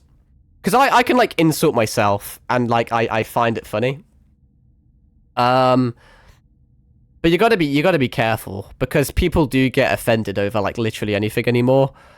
So I do kind of put a censor on myself to an extent. So sometimes I get a little concerned because I don't know. I know I have the humor and I know I can be funny, but I feel like some of my streams just evolve into me not being like me not making jokes because I'm scared they'll fall flat and me just kind of swearing because my my language can be pretty atrocious sometimes. But that dives into my immaturity. I'm the type of guy where if you put fuck in a sentence, it immediately becomes funny. So that's why I swear a lot, because that's just my humor. Like, if I'm fighting a boss, your average person would be like, oh yeah, look at that boss. But then me, being the immature guy I am, I'm like, oh yeah, look at that fucking boss. And then I immediately just start bursting out laughing because I find it funny. It's the English trait. Yeah, it probably is, me just swearing a lot. But, anyway, that's my 2 cents. Let's actually fucking fight this guy. Hey, yo, maybe I shouldn't have. They knew what they were doing with that.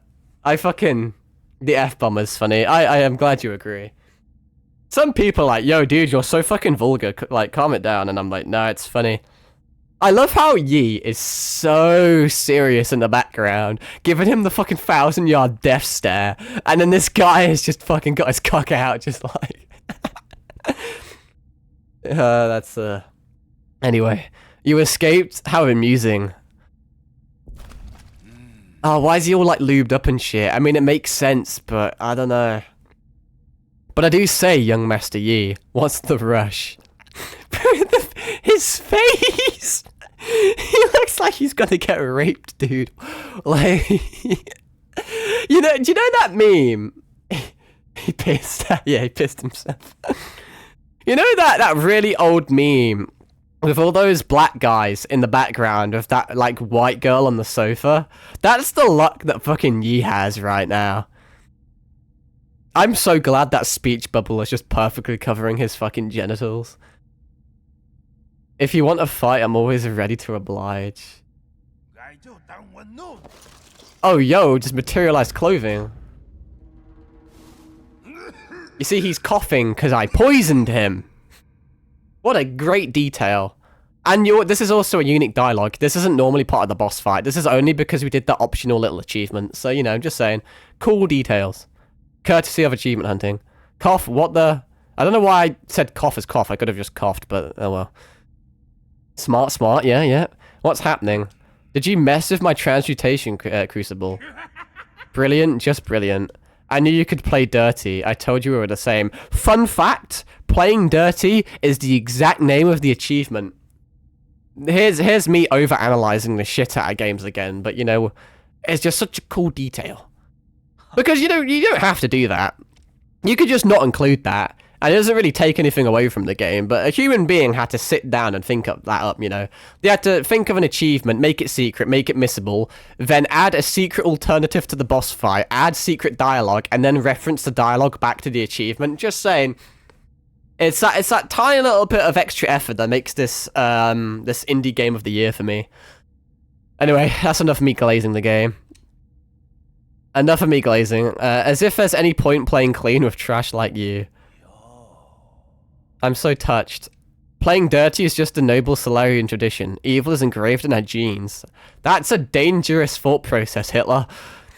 As Solarians, we must learn to be more selfish, ruthless, and rugged than anyone else. I can't lie, my voice is kind of straining after ranting for so long. Spitting bars. Yeah, they are. I mean, like, I really don't want to go on another tangent, but I do like a lot of the dialogue in this game, because saying something like playing clean doesn't work with trash like you, the juxtaposition of, like, trash and cleanliness is, like, I don't know, you know? You get what I'm trying to say? Yeah, I should hydrate. I don't actually have a drink with me. One thing I was thinking of, but I feel like it's really lazy, is a lot of streamers have, like, a mini fridge. You know, like, have some cool, refreshing beverages on hand. Because I could just go downstairs and, like, get a drink. It only takes, like, 2 minutes. But I just don't really like disrupting the flow of the stream and keep people waiting. But because it's almost 6 anyway, I'll have food soon and then I'll just get a drink then. But mini fridges can be pretty expensive and they're also kind of a waste of electricity. And It also feels really fucking lazy. Yeah, I feel like I should have some sort of bottle with me, really. But, you know, go get water. Yeah, fine. Give me a sec. Do you want to see my BRB screen that I never use? I don't even need to use it, but I'll use it. Enjoy this for like 2 minutes. All right.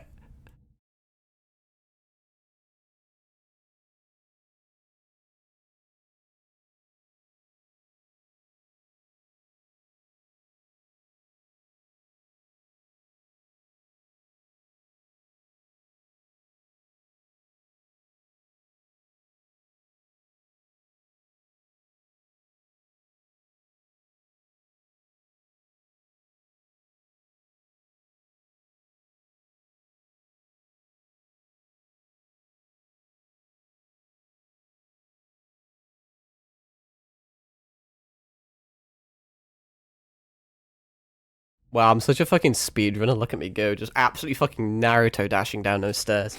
You're like the first human being on this planet to have been blessed with my BRB screen, so you're welcome. I went through the effort of making it and shit, and then never use it because I don't like disrupting the stream. But my throat is nice and lubricated. I don't know why I said that, but it's mildly funny. Anyway, where were we? That is how the Jai clan has stood out from the rest. It's also how the Jai kingdom brought about its own destruction. Sounds like an angry bird pig. Oh, my voice is still breaking, but that's just the way the cookie crumbles. I don't think my body went through puberty properly. When Aigong settles this damn disease, the revival of our kingdom will be just around the corner. It's just such a pity that you won't be there to see it. I would put more emphasis into the voice acting, because I feel like I kind of just go through it really quickly in a monotone voice. Like, I can kind of give characters voices, but when you speak, maybe, I think this is really just a me thing, but speaking to yourself constantly for 3 hours straight, it really does take a toll on your throat. Like, even though I've drank and I do feel better and stuff, it's like the actual voice box itself kind of just needs a break, you know? And like a character like Jai Quan, you'd want to give like a really grisly voice to, which I can do, but to have to consecutively do it over time would like proper fuck me. Because I mean, like I'll try and not embarrass myself, but I mean, what voice could you give him in theory? Like, I don't know what I would want to give him. Quite a deep one, like, oh wait, I know. Why don't I throw you into one of our transmutation crucibles and turn you into a Geno god? Proper, like, that sounds like fucking like a Sasuke English dub or something. I'll even let you stand in the front row during our military parades. I love embarrassing myself in public, but no. I can do it, and I think it adds something, but it would... yeah, my voice would leave. It would just dissipate. Let's quickly get this over with quickly. He's all like, oh, fucking hell. Oh, I just dodged off the map. Eat lightning. Kamehameha. Get parried, you're trash. I'm trash. Oh, I'm actually trash. Get parried. Oh, dodge those as a cringe. Pew, pew, pew, pew. Get over here. Oh, oh, I should have parried that. What a dumbass. I can't lie to you, I'm kind of washed. I'm dead. Dude, I'm like so dead. Okay, let's try and lock in. My issue is I'm speaking. I shouldn't be speaking. I should just lock in.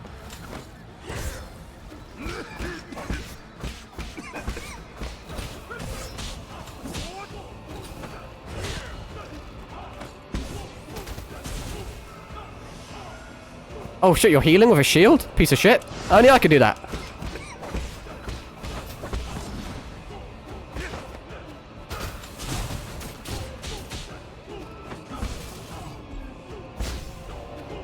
You're done. I don't know if he has a second phase. I think he actually does, in fairness. I've played this awfully, though, because I was making dodgy sound effects. Because I'm a dumbass. He's going Super Saiyan, what the fuck? Fuck, fuck, fuckity fuck, fuck, fuck. He's instant transmissioning!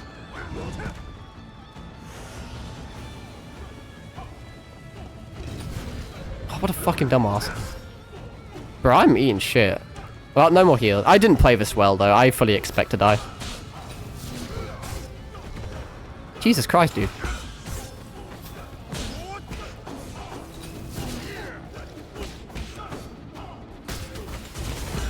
Oh, that was a good parry, though.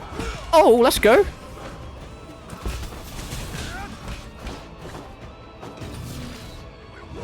That was not the attack I thought you were going to do, I shan't lie.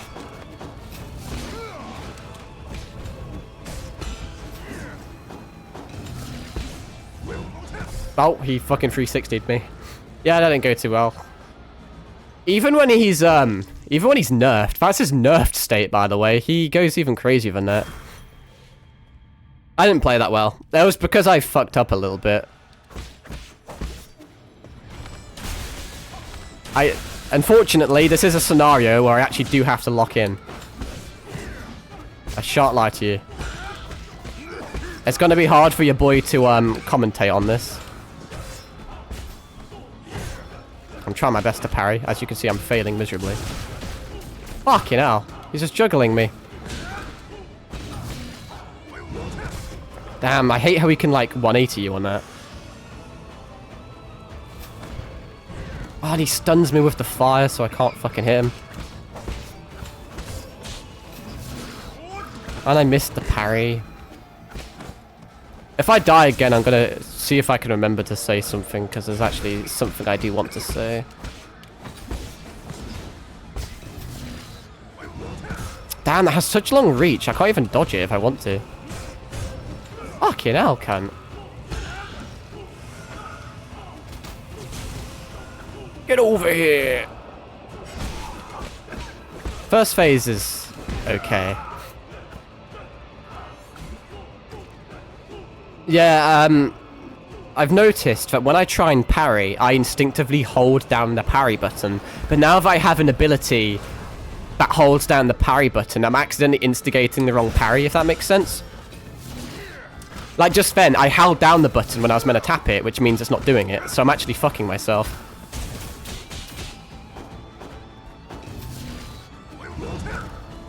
Yeah, I mean, I saw that one coming a mile away and still got hit by it. Fucking hell.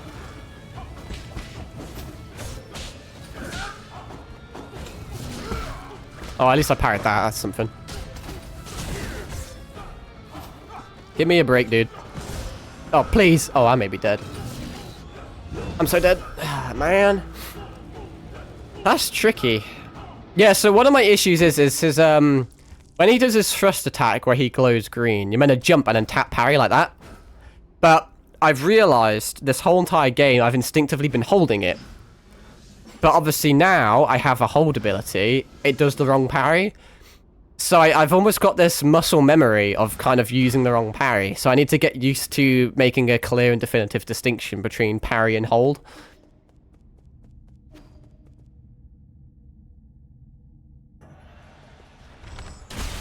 Give me that.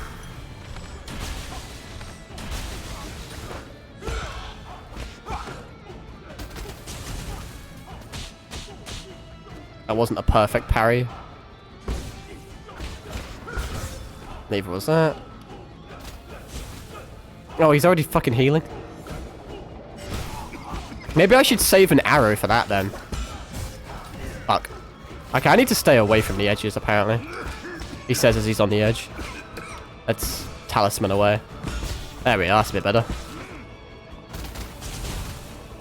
He's clever because he fucking puts his mines out so then he can heal. Oh, what a beautiful parry! Oh, I tried to do the full counter. I tried.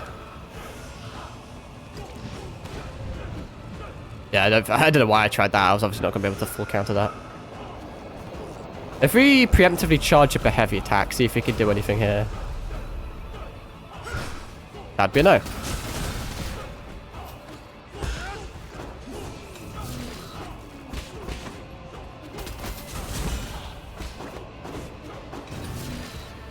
If I just stay away from that, he can't really... Oh, he can do that though, can't he? It should be fine. It'll dissipate before it gets to me. No, it won't. Okay, that goes to the edge of the map regardless. Fuck, that's shockingly bad, actually. I think I need to learn how to perfect parry this guy. Like that. Haha! You fucking silly goose. Oh, now you're my bitch. Oh, I can read you like a fucking bug. This is called character development. I'm like kind of okay. It's fine, you missed. Ah, bitch. Oh, sorry, not sorry. Hold this, thanks. I'm gonna vape on your ass. You just got vape diffed. Oh, you're so done. It's not even close. Bye. Cool guys don't look at explosions. So thematic. He has a third phase. I'm not even gonna look at you, dude. Okay, we've got our ass handed to us that whole entire fight, and in the last few seconds, they actually looked mildly cool. This game has a way of making you feel like a badass. I really like the delayed talisman I have, just because I can stick it on them and run away, fucking strike a Fortnite emote and just watch them explode. Anyway, did you seriously think this would be the end? It'd be funny if he had a third phase. Don't think he does though. Drink that piss. Looking like a Winnie the Pooh, goddamn. Give me that honey. Okay, now he sounds like Jadulkin from Sword Art Online. I'm guessing he transmutated himself too much and now he's going to implode. Bro, you look so serious yet unserious, like at all times. I think it's his height. He kind of reminds me of Levi from Attack on Titan. Yeah, the manga style's pretty cool. Like, Levi is always like so serious, but everyone just towers over him because he's so small. Thank you for being so considerate. I embrace pain as my fuel. It's Bane. I told you, his body cannot handle the transmutation. Heroes. Oh, forged in agony. That kind of goes hard.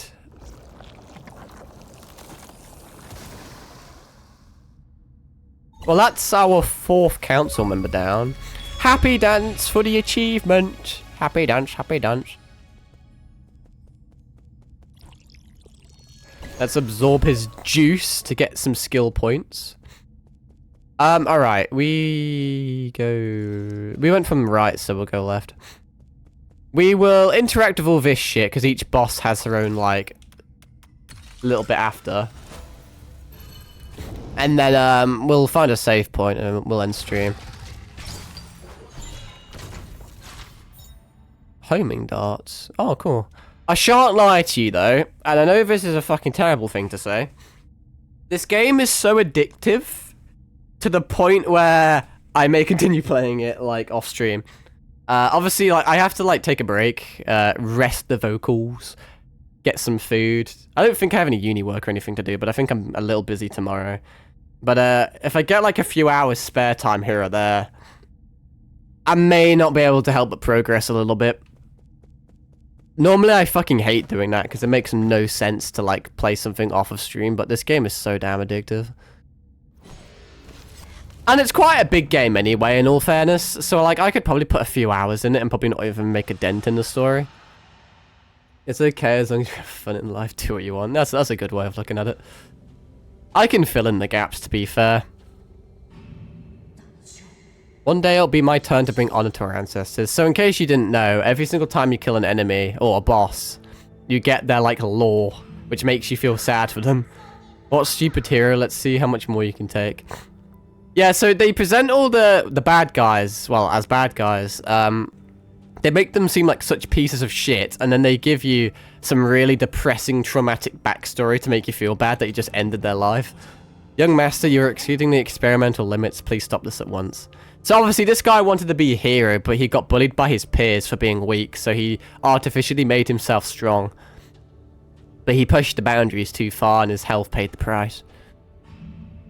Are those box trolls? Be careful of my precious experimental materials. And at this point, he becomes driven by, like, scientific power and shit and starts experimenting on other humans. Normally that only works when the enemy's hot. That's true.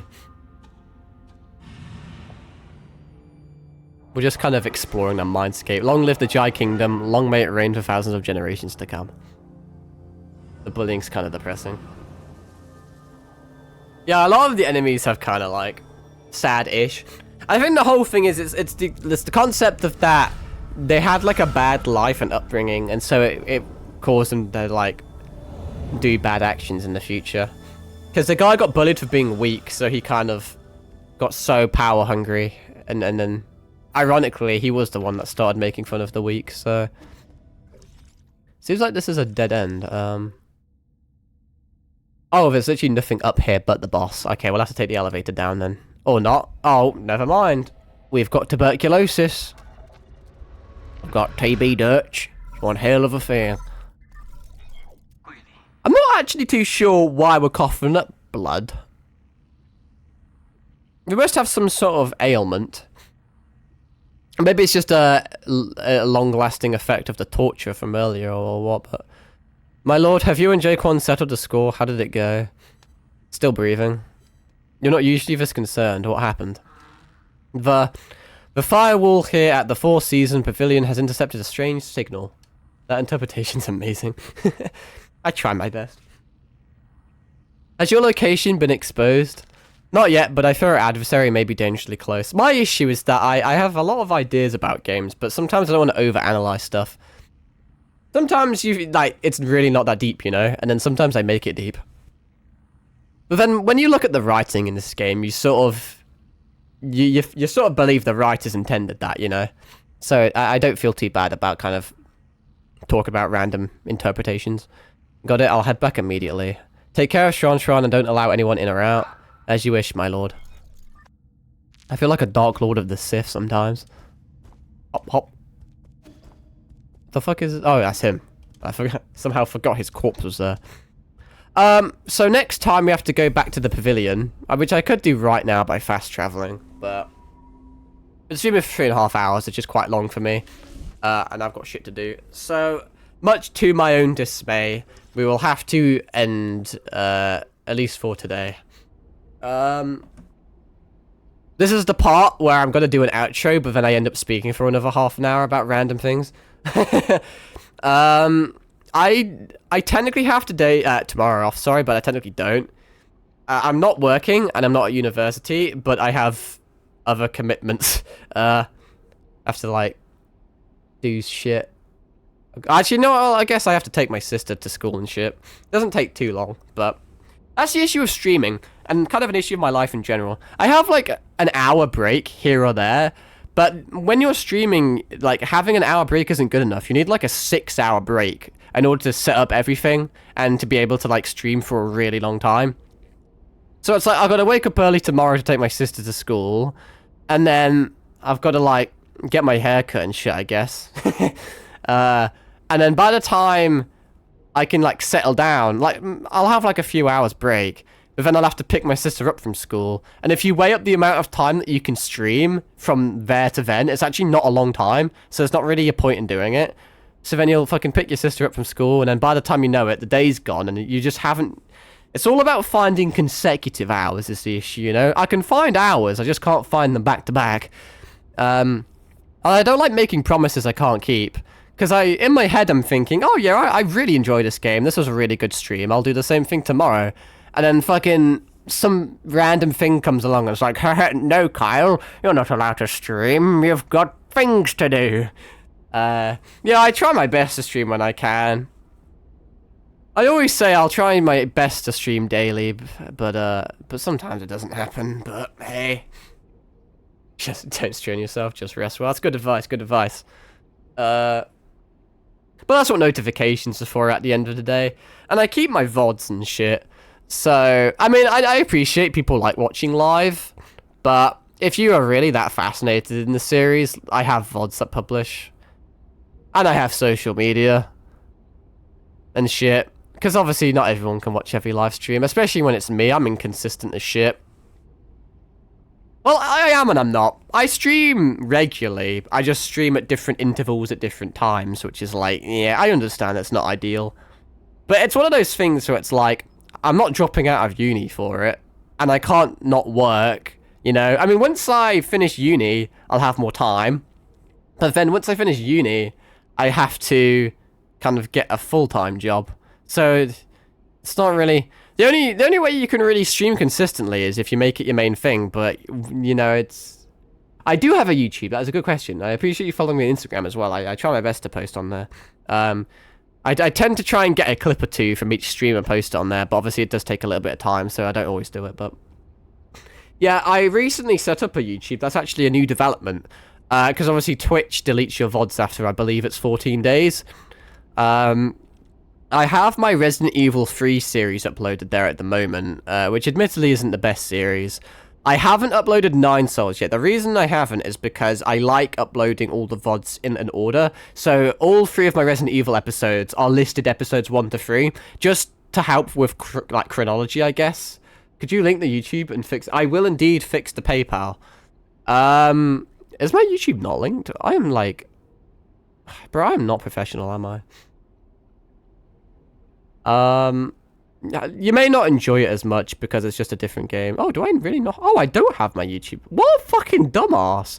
I thought I had it linked.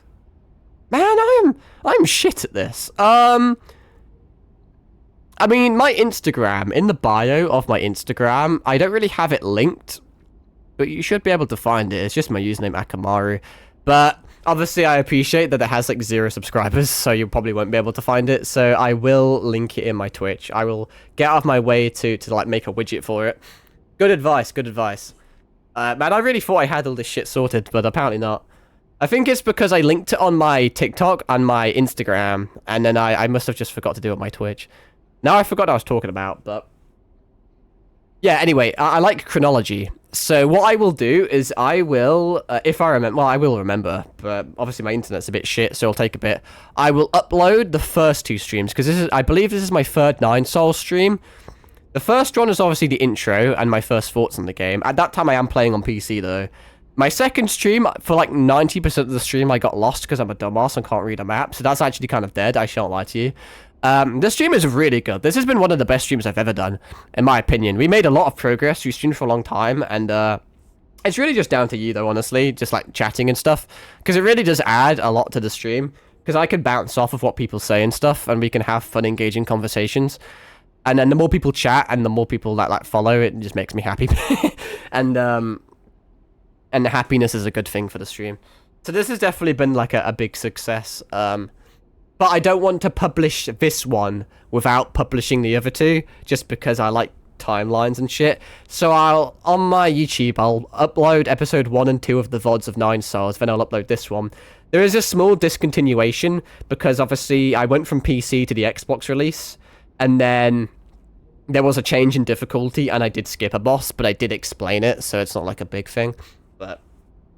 yeah, I think that's about all she wrote. I really like rambling, and I hate ending streams, especially when people are watching. I don't know why, but I think it's because it's rare for me to have people that actually engage with it, but great way for me to catch them. If you're interested in that stuff, I'm always cautious that VODs are pretty fucking boring. I mean, some of my streams are just dead, you know, because some games don't resonate as well with people, and some streams don't have viewers, so a lot of it is me just talking to myself, which I guess is something. It's better than me being silent. But it's not as good as me being able to bounce off other people in chat, but... even if people don't watch them or don't enjoy them, at least they're out there as like a collection of like... it's just like a good archive of stuff, you know? Because over time, there'll probably be hundreds, if not thousands of VODs on there. I mean, I didn't publish my old VODs, so it's technically lost media now. Like all my Dark Souls 2 streams... you technically can't watch them anymore because it's been over 14 days. It's been months, actually. So you can't watch them, which it doesn't really... I don't care too much because it was still in the early days, and every stream I'm learning something new and I'm improving. So in my opinion, they're still pretty arse, but I guess at the same time, it is good to archive stuff to see how far I've come. But yeah, man, that's just really about it. That's another thing that attracted me, was that you were just chatting no matter what. Yeah, I just talk to myself. That's the best way to do it, if I'm honest. Just because a lot of people only... It's a self-fulfilling prophecy, I suppose, in the fact that some people don't talk until people chat, but people won't chat if you don't talk. So, you know... It's an issue with variety streaming in general, because not every game appeals to someone.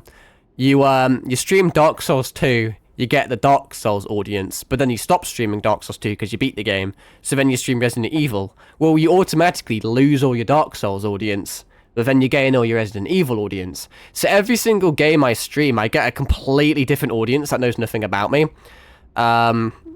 So then I kind of have to... I sound a bit like a broken record sometimes, because every stream I get people asking the same type of questions, which isn't a big deal at all, but I'm just scared of kind of repeating myself for people that are, like, watching it. Like, I don't know, like, from people that have always watched me, I guess. Because if they watch one stream and half an hour of it is me speaking of a topic, and in the next stream I'm talking to a different person, but about the same topic, it may not be as entertaining. That's a very minute thing to worry about, but it's a bit of a nothing burger of a point, if I'm honest, but don't really know where else I was going there.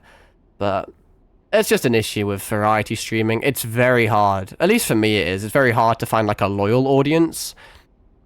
I mean, any audience, no matter what, is a good audience for me.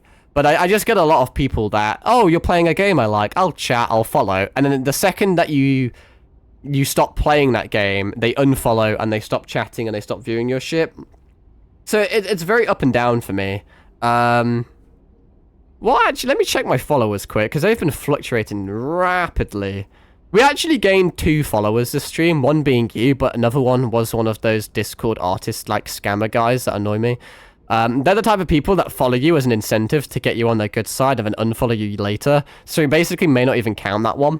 So even though we're at 39, we may as well just count that as 38. But I've been fluctuating between the 40 to like 37-ish for so long. Because as a variety streamer, it really is just play game, gain followers. Swap game, lose followers, gain new followers. But, you know... It is what it is, but it would be nice to have a loyal audience. Someone that, you know, like, you can have, like, a continuing dialogue with. You can end one stream, and then you can pick up the same conversation in a different stream. Or they just have, like, the grounds, you know, they kind of understand you a bit more, knowing stuff, I guess. It's not a big deal, though, but...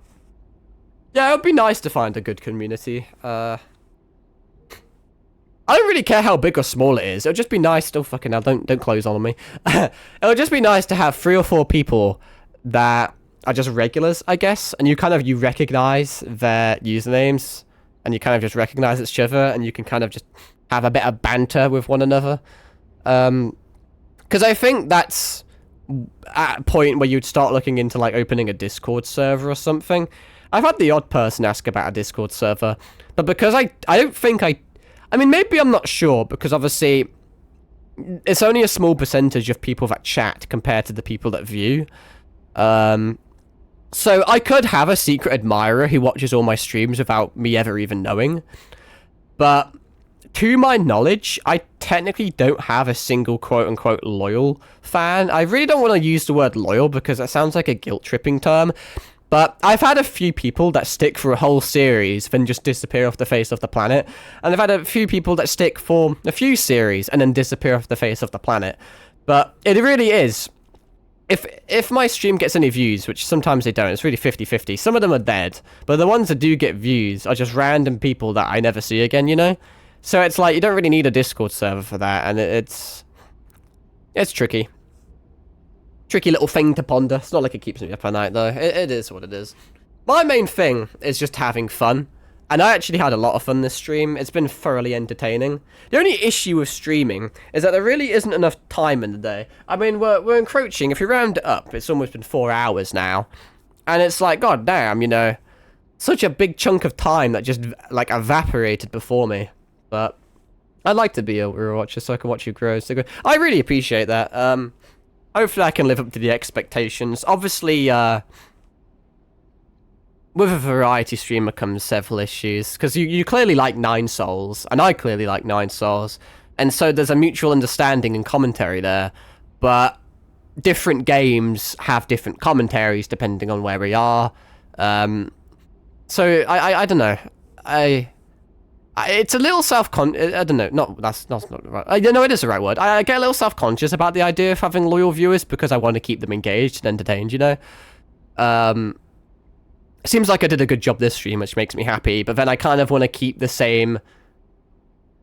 What's the word I'm looking for? I want to keep the same mojo in like each other stream, and it feels like you have to constantly kind of, I don't know, give 110%. But hey. We have to wait and see, but I won't be a dickhead. That's fair. That's fair. I really don't want to, like, fall off, though, you know? I really don't want, like, I'm just scared of you watching me for, like, a month, and then really liking me at the start, and then by the end of it, you're like, ah, no, fuck this guy. It's plausible. It's what happens, but it's something I'm conscious of. Hopefully I can live up to expectations. I'm not, like, a super charismatic person, like, at all. I say I stutter a lot. I don't say sentences correctly. I fuck up a lot of words. I can't convey stuff well. But I feel like at the same time, maybe this is just me, but I feel like a lot of internet personalities are I mean, it's a result of like being parasocial and stuff. Not me specifically, but just the internet in general. A lot of people hold content creators on a fucking pedestal and they treat them like a deity because they're really... It comes from the charisma. You know? They kind of just know what they're doing. But maybe it's just me, because you're always critical in your own stuff. But... I don't know. I don't know. I feel like maybe the amateurish vibe that I potentially give off, or at least the one I think I give off, may slightly make me more approachable. Because I feel like a lot of big content creators, they're really, they feel like a different class of human being, just because they're so fucking popular and idolized, and they basically can never do anything wrong, and they're like so wealthy and shit, it's quite alien. But I like to think I'm a pretty normal guy. It's weird that it feels like you're one of my... Yeah, no, I think that's something I get a little bit, that I am a bit more friendly-like than some sort of fucking omnipotent creature that's like just pure fucking charisma. I am just a guy that makes mistakes. Not like fucking Minecraft YouTuber diddling kids mistakes, but like fucking up in games and having a laugh about it, you know, and fucking up my sentences. I appreciate that, though. I think at the end of the day, that's what matters. I can end stream with a smile on my face. But you see what I mean, though? I said I was going to end stream like half an hour ago, and I've just been standing still fucking yapping. But... there's your humour. Yeah, it snuck in. It snuck in. I mean, it wouldn't be one of my streams if there wasn't a paedophilia joke. But, you know. I could have a whole of a tangent about how there's double standards about streamers and content creators in general that have a big fan base, because there is so many content creators that have done absolutely, to be frank, abhorrent things, and they should do jail time for it, because they committed a crime, you know, they did something illegal, they broke the law, and yet because they have some sort of loyal fan base, they're just kind of immune to it. That is a whole other super controversial topic I could go into about various things various people have done, and have not really sought justice over it, but you know.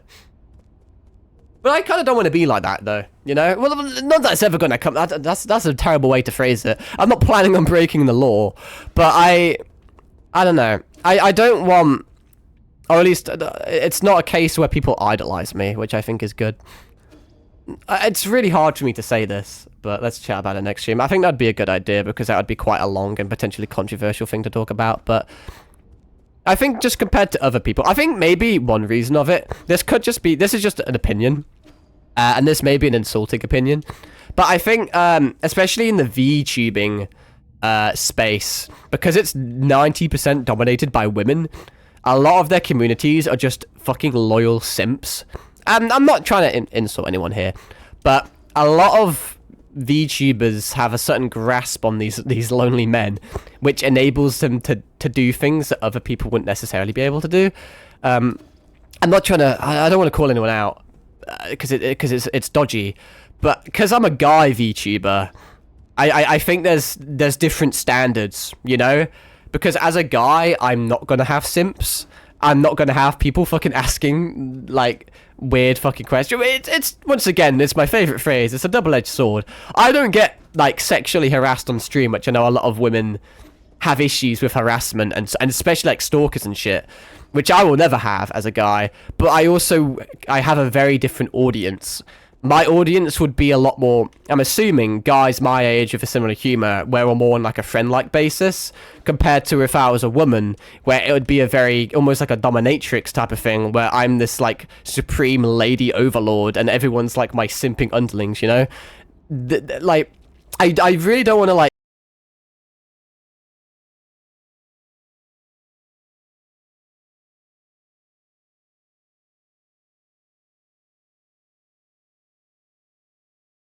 hurry up. Oh, there we go. Fucking Wi-Fi, dude. DCing on me. Hopefully I got my point across. I'm hoping none of me, like, cut out, because if I cut out halfway through that sentence, that would probably not have gone too well. But no, my internet's clearly telling me to leave, but...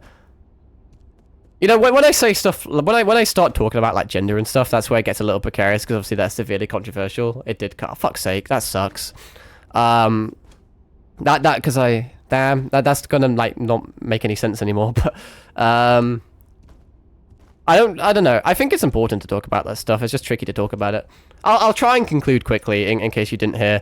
I was basically saying that even though it can be controversial and insulting, you can't deny the fact that gender does play a role in your audience and your career and your channel. And because obviously I'm a guy in a arguably female dominated VTubing world, I have a very different audience from like normal, and there's nothing wrong with that at all. I don't even know where I'm going with this. I can't even remember my original point, but I don't know. Being a male VTuber is interesting, just because you don't have the simp culture behind you. And like I said, double-edged sword, because there's pros and cons. Simping culture can be quite lucrative, let's be real. You have a lot more of a loyal fan base where you can do no wrong and you can get away with everything, and you probably get a lot of money from it. But you also get a lot of creepy people and a lot of harassment and stuff, so there's pros and cons. But as a male VTuber, I don't have a simping culture. I very much have what I'm assuming is a more like friend culture, I guess, where I'm appealing to people of a similar humor and a similar age, I'm assuming, with some of my references. But as a friend culture, I think people are a lot more, they're allowed to call you out when you do something wrong. I don't know where I'm trying to go with this, if I'm honest. My point being that if I was a woman, I think I wouldn't care as much about trying to appease the audience, because I can simply just speak and people will be head over heels for me. But as a guy, I don't know, I feel like it's a little harder to please, you know? I don't know, I feel like that may leave a sour taste in some people's mouths. I don't think I articulated that quite as well as I wanted to. I don't want to come across as, like, sexist or anything. Or making excuses for why people do better than me. But I think that's just kind of... I just think because as a guy VTuber, my audience is just harder to please. No, that's not really that. I mean, it's right, but it's not right. I think there's a better way of saying it, but that's why I'm conscious about constantly being entertaining, and it's why I'm conscious about trying to not make mistakes or anything. I just feel like I don't know. I don't really know. You just it's just a little I don't want to use easier. I'm really digging myself in a hole here, I shan't lie to you. But what I will say is it'd be very interesting if I portrayed myself as a female VTuber, which I would never do because I'm not like that. But from not really experiences, but from observations, it would be a very different environment if I did portray myself as feminine. Whether I lied to you, or like, maybe I was a girl, or maybe I just had a voice changer or used a female model. Like, even if I used a female model, I guarantee you I would get technically more clicks. I may not get more consistent views per se, but simply just having like tits in the fucking like thumbnail or something would just kind of get you a little bit more pop, you know? And I don't want to say stuff like that because it diminishes female content creators to an extent, because I'm kind of saying, oh, the only reason you're popular is because you're a woman, which is not what I want to say at all. but I don't know. It's important to talk about. I'm just not the guy I'm just not... I have the thoughts, but I don't have the words. I lack the charisma to be able to portray it in a way that makes it not insulting to anyone. Because I guarantee you, I'm going to publish this VOD one day, and I'm going to look at this little section we're doing, and I'm going to think, fuck me, I shouldn't have said that. That's so, like, wrong, or that's so, like, incorrect, or anything. I've never had a way with words, but... I don't know how I don't even know how we down spiraled into this. I was meant to end stream fucking like 50 minutes ago, and now we'll just talk about gender and shit. But no, it's interesting. This is my inner sociologist coming out now. But it's just very fascinating how much gender and even age and anything like that can affect content creation. And I don't know. I don't know. There's more I could say, but I wouldn't, anything I do say, I don't intend to be malignant or anything. I don't intend it to be hostile. It's just I don't really know the best way to talk about it. Anyway, that's my controversial take for the stream, I guess. Oh, I need to stretch. Got me built like the hunchback on Notre Dame after that stream, goddamn. I got terrible posture, dude. I'm trying to think of what else to say. I think I'm just stalling for time, though. Amazing chat. Yeah, no, it was... I don't know. It's fascinating to talk about, you know. I like to think I can be open, at least. I don't like censorship. Censorship fucking sucks. But I can understand why some of my things that I say could have a negative impact. Not that I intend them, but I don't know. I like to think that even though I can be super, like, immature and I can joke about shit and we can have a laugh, that we can also actually talk about potentially controversial things. Because I feel like, maybe it's just me, but I reckon not a lot of people in life actually have an outlet to that. Like, maybe, like, even your friends and stuff, because you'll have a certain reputation with your friends. Maybe you have serious, mature friends, or maybe you just have little goof-off friends, but it's not like you can really sit down and talk about the meaning of life, or you can't really talk about gendered norms and values of too many people, you know. So I like to think that's kind of unique to me, for better or for worse. If you want to have a long philosophical or sociological conversation, I'm your guy, you know. But I think it's cool. I think that's like it's a pro and a con. It's not everyone's cup of tea, but then again, I've never advertised myself to be everyone's cup of tea. I'm not really a guy for the people. I'm more just like a guy for a very specific kind of people.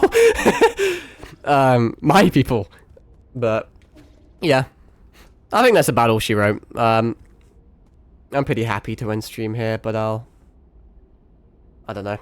I'm so bad at endings, dude. I'm bad at saying goodbye, but I don't like cutting people off as well, because it can take a little bit to chat, and I don't want to like end stream or someone's mid chat and I'm like, fuck you. I didn't get to say shit. But oh, lovely stream. I appreciate it, dude. I really do. The reason the stream did so well is not to sound corny or cheesy or anything, but the reason it does well is because people like you engage with it. I appreciate follows, obviously that's always great, but just I mean chatting.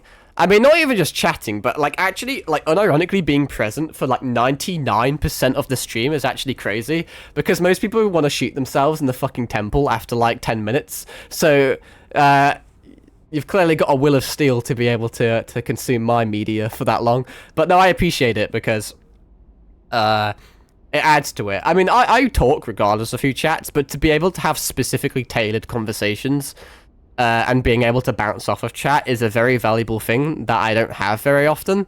So I actually really do appreciate it. And that's actually one of the reasons why I struggle to end streams sometimes, because it's so rare for me to have like a good audience that you kind of don't want to lose them when you end stream, you know?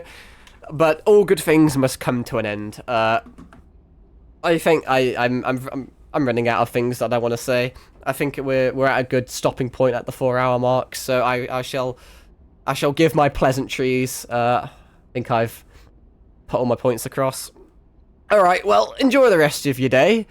Hope it's nice and dandy, like I've said a multitude of times. I do appreciate your engagement. It was a good stream. Very good stream, in fact. Dare I say, one of my best streams. A lot of progress in both the channel and the game. Yep, that's about it. Like I said, I'm fucking terrible at goodbyes, so I'll just leave it at that. I'll see you in a bit, dude, hopefully. Anyway, till then, bye-bye.